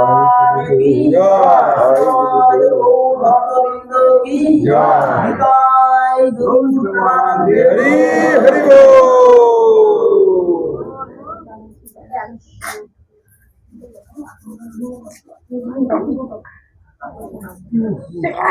हरे कृष्ण हरे কৃষ্ণ কৃষ্ণ আমাকে ছোট ছোট বই আছে যদি লাগে নিয়ে যাবেন হরিভক্তি লাভের উপায় এবং হরিভক্তির মহিমা আর সকলে যাবেন আমাদের কালীনগর কপালীপাড়ার মঠে আপনারা সকলেই